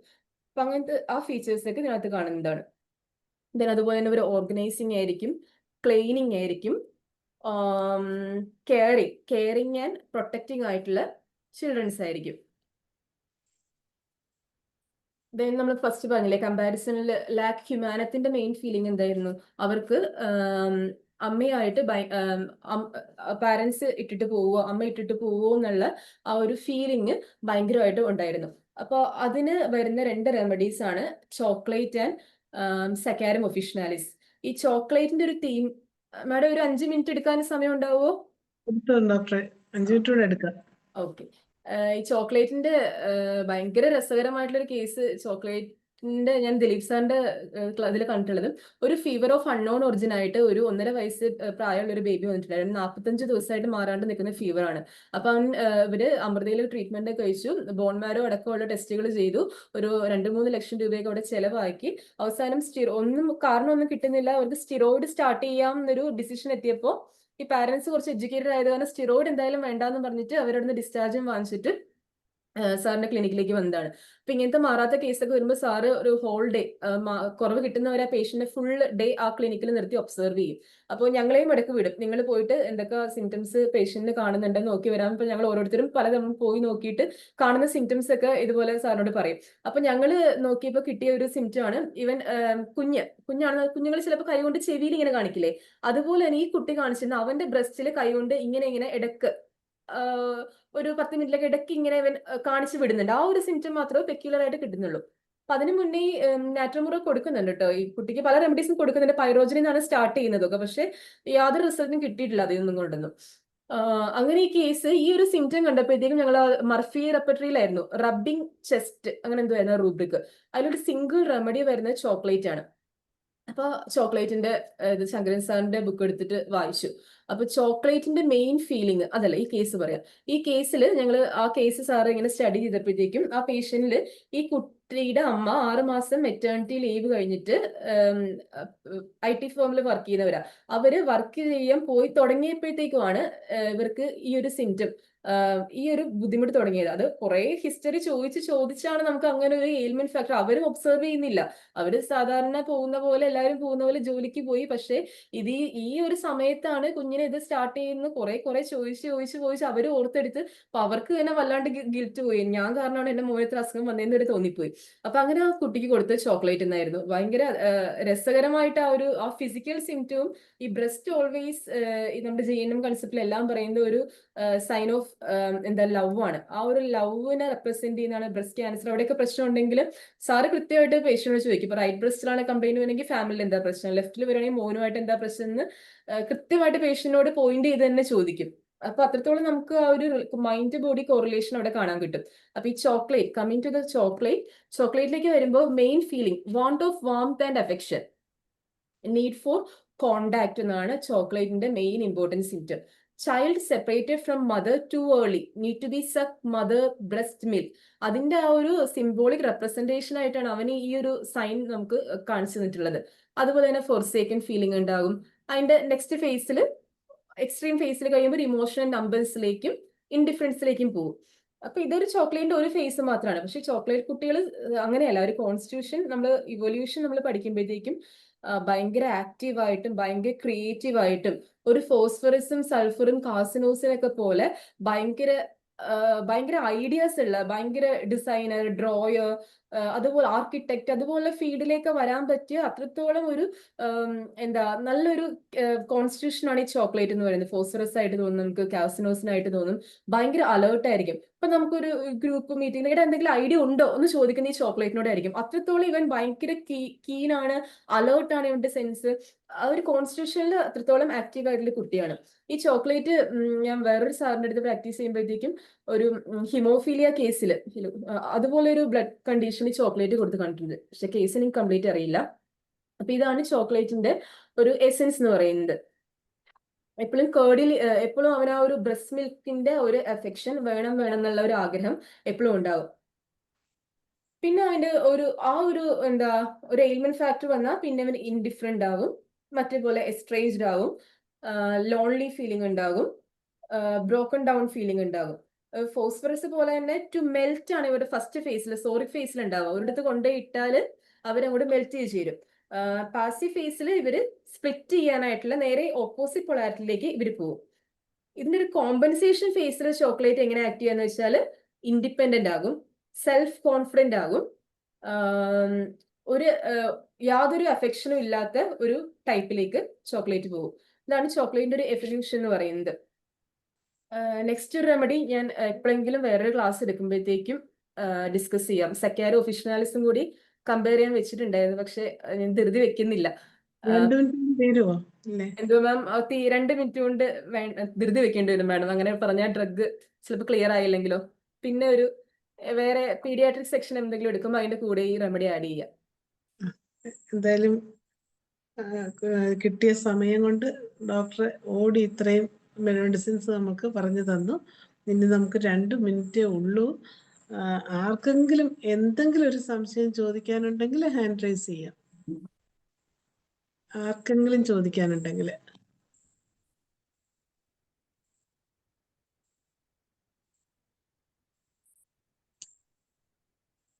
അല്ലെങ്കിൽ ഡോക്ടറുടെ ക്ലാസ്സിനെ കുറിച്ച് എന്തെങ്കിലും പറയാനുണ്ടെങ്കിൽ സേട്ട് സാർ ഉണ്ടല്ലോ.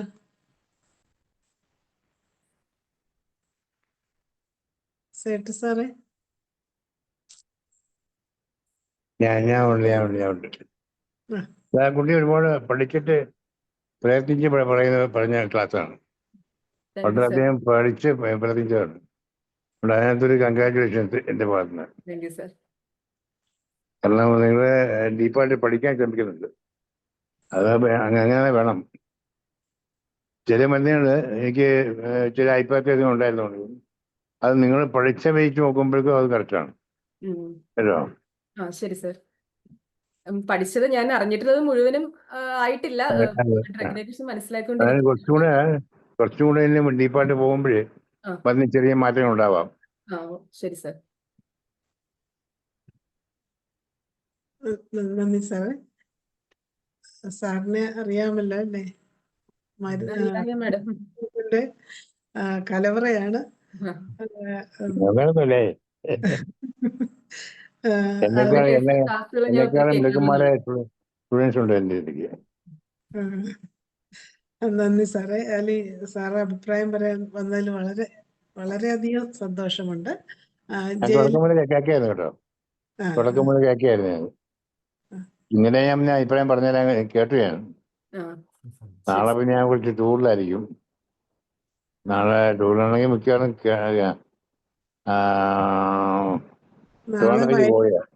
വയലാർ അനുസ്മരണ സാറേ. നാളെ ഒരു പ്രത്യേക പരിപാടിയാണ്, അത് എല്ലാവരുടെയും ശ്രദ്ധയിലേക്ക് കൊണ്ടുവരികയാണ്.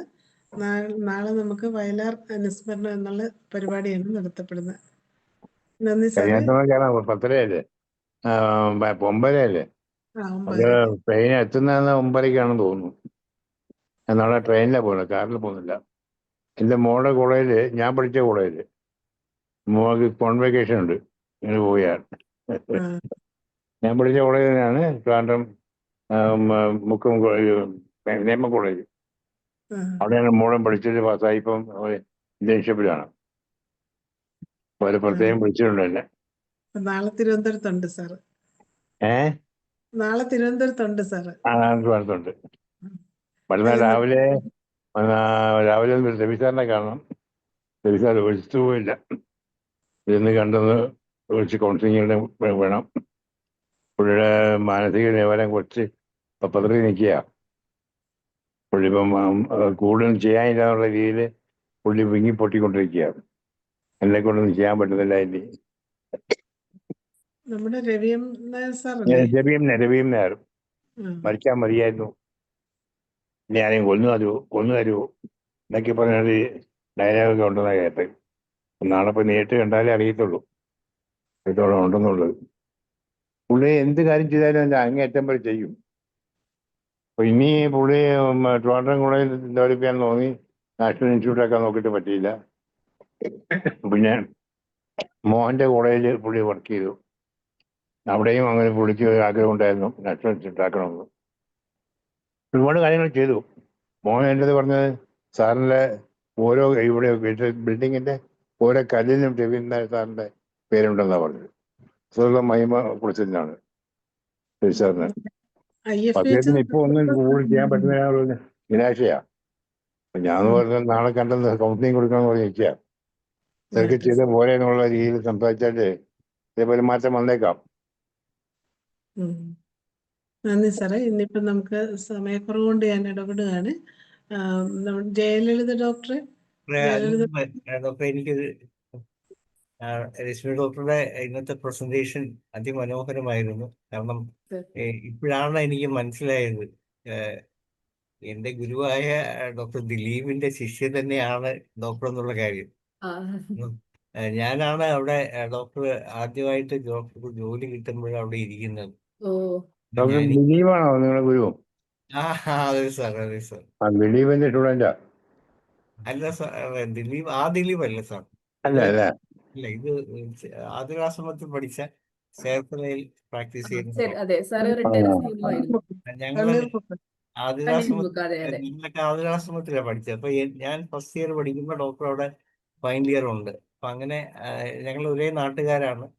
അപ്പൊ അങ്ങനെ കോഴ്സ് കഴിഞ്ഞപ്പോഴത്തേക്ക് എന്നോട് അങ്ങനെ അവിടെ ചെല്ലാൻ പറയുകയും ഞാൻ അവിടെ ചെന്ന് 2-3 മാസമായപ്പോഴാണ് എന്നോട് പറയുന്നത് എനിക്ക് ഗവൺമെന്റ് സർവീസ് ജോലിയായിരിക്കുകയാണ്, നാളെ മുതൽ ഡോക്ടർ ഇവിടെ ഇരിക്കണം. അപ്പൊ അങ്ങനെയാണ് ഞാൻ അവിടെ ഇരിക്കുന്നത്. അതുകൊണ്ട് തന്നെ ഞാൻ എൻ്റെ ഒരു അറിവ് വെച്ചൊക്കെ ഉള്ള ചികിത്സയാണ് അവിടെ നടത്തിക്കൊണ്ടിരുന്നത് കുറേ നാളുകളോളം. പക്ഷേ ഡോക്ടറോട് ഒന്നും ചോദിക്കാനൊന്നും എനിക്ക് പറ്റിയിട്ടില്ല. കാരണം ഡോക്ടർ മാസത്തിലൊന്നും അല്ലെ 2 ആഴ്ച കൂടുമ്പോഴൊന്നും അങ്ങനെ വരുന്ന ഒരു സമയമായിരുന്നത്. അതുകൊണ്ട് തന്നെ ഡോക്ടർ എന്താണ് ചെയ്യുന്നത് പോലും എനിക്ക് മനസ്സിലായിട്ടില്ലായിരുന്നു. പലപ്പോഴും ഇങ്ങനെ സിംഗിൾ റെമഡി മെഡിസിൻ കൊടുക്കുന്നു, റിസൾട്ട് വരുന്നതായിട്ട് പേഷ്യൻസ് പറയുന്നു എന്നല്ലാതെ ഇതെന്തുകൊണ്ട് കൊടുത്തു അല്ലെ. പിന്നെ ഡോക്ടർ എപ്പോഴും ഇങ്ങനെ പുസ്തകം വായിക്കും ഓരോ പേഷ്യന്റ് വരുമ്പോഴും. അപ്പൊ അത് പുസ്തകം വായിക്കുമ്പോൾ പോലും അത് എന്താണ് ഡോക്ടർ വായിക്കുന്നത് പോലും നമുക്ക് മനസ്സിലാവില്ല.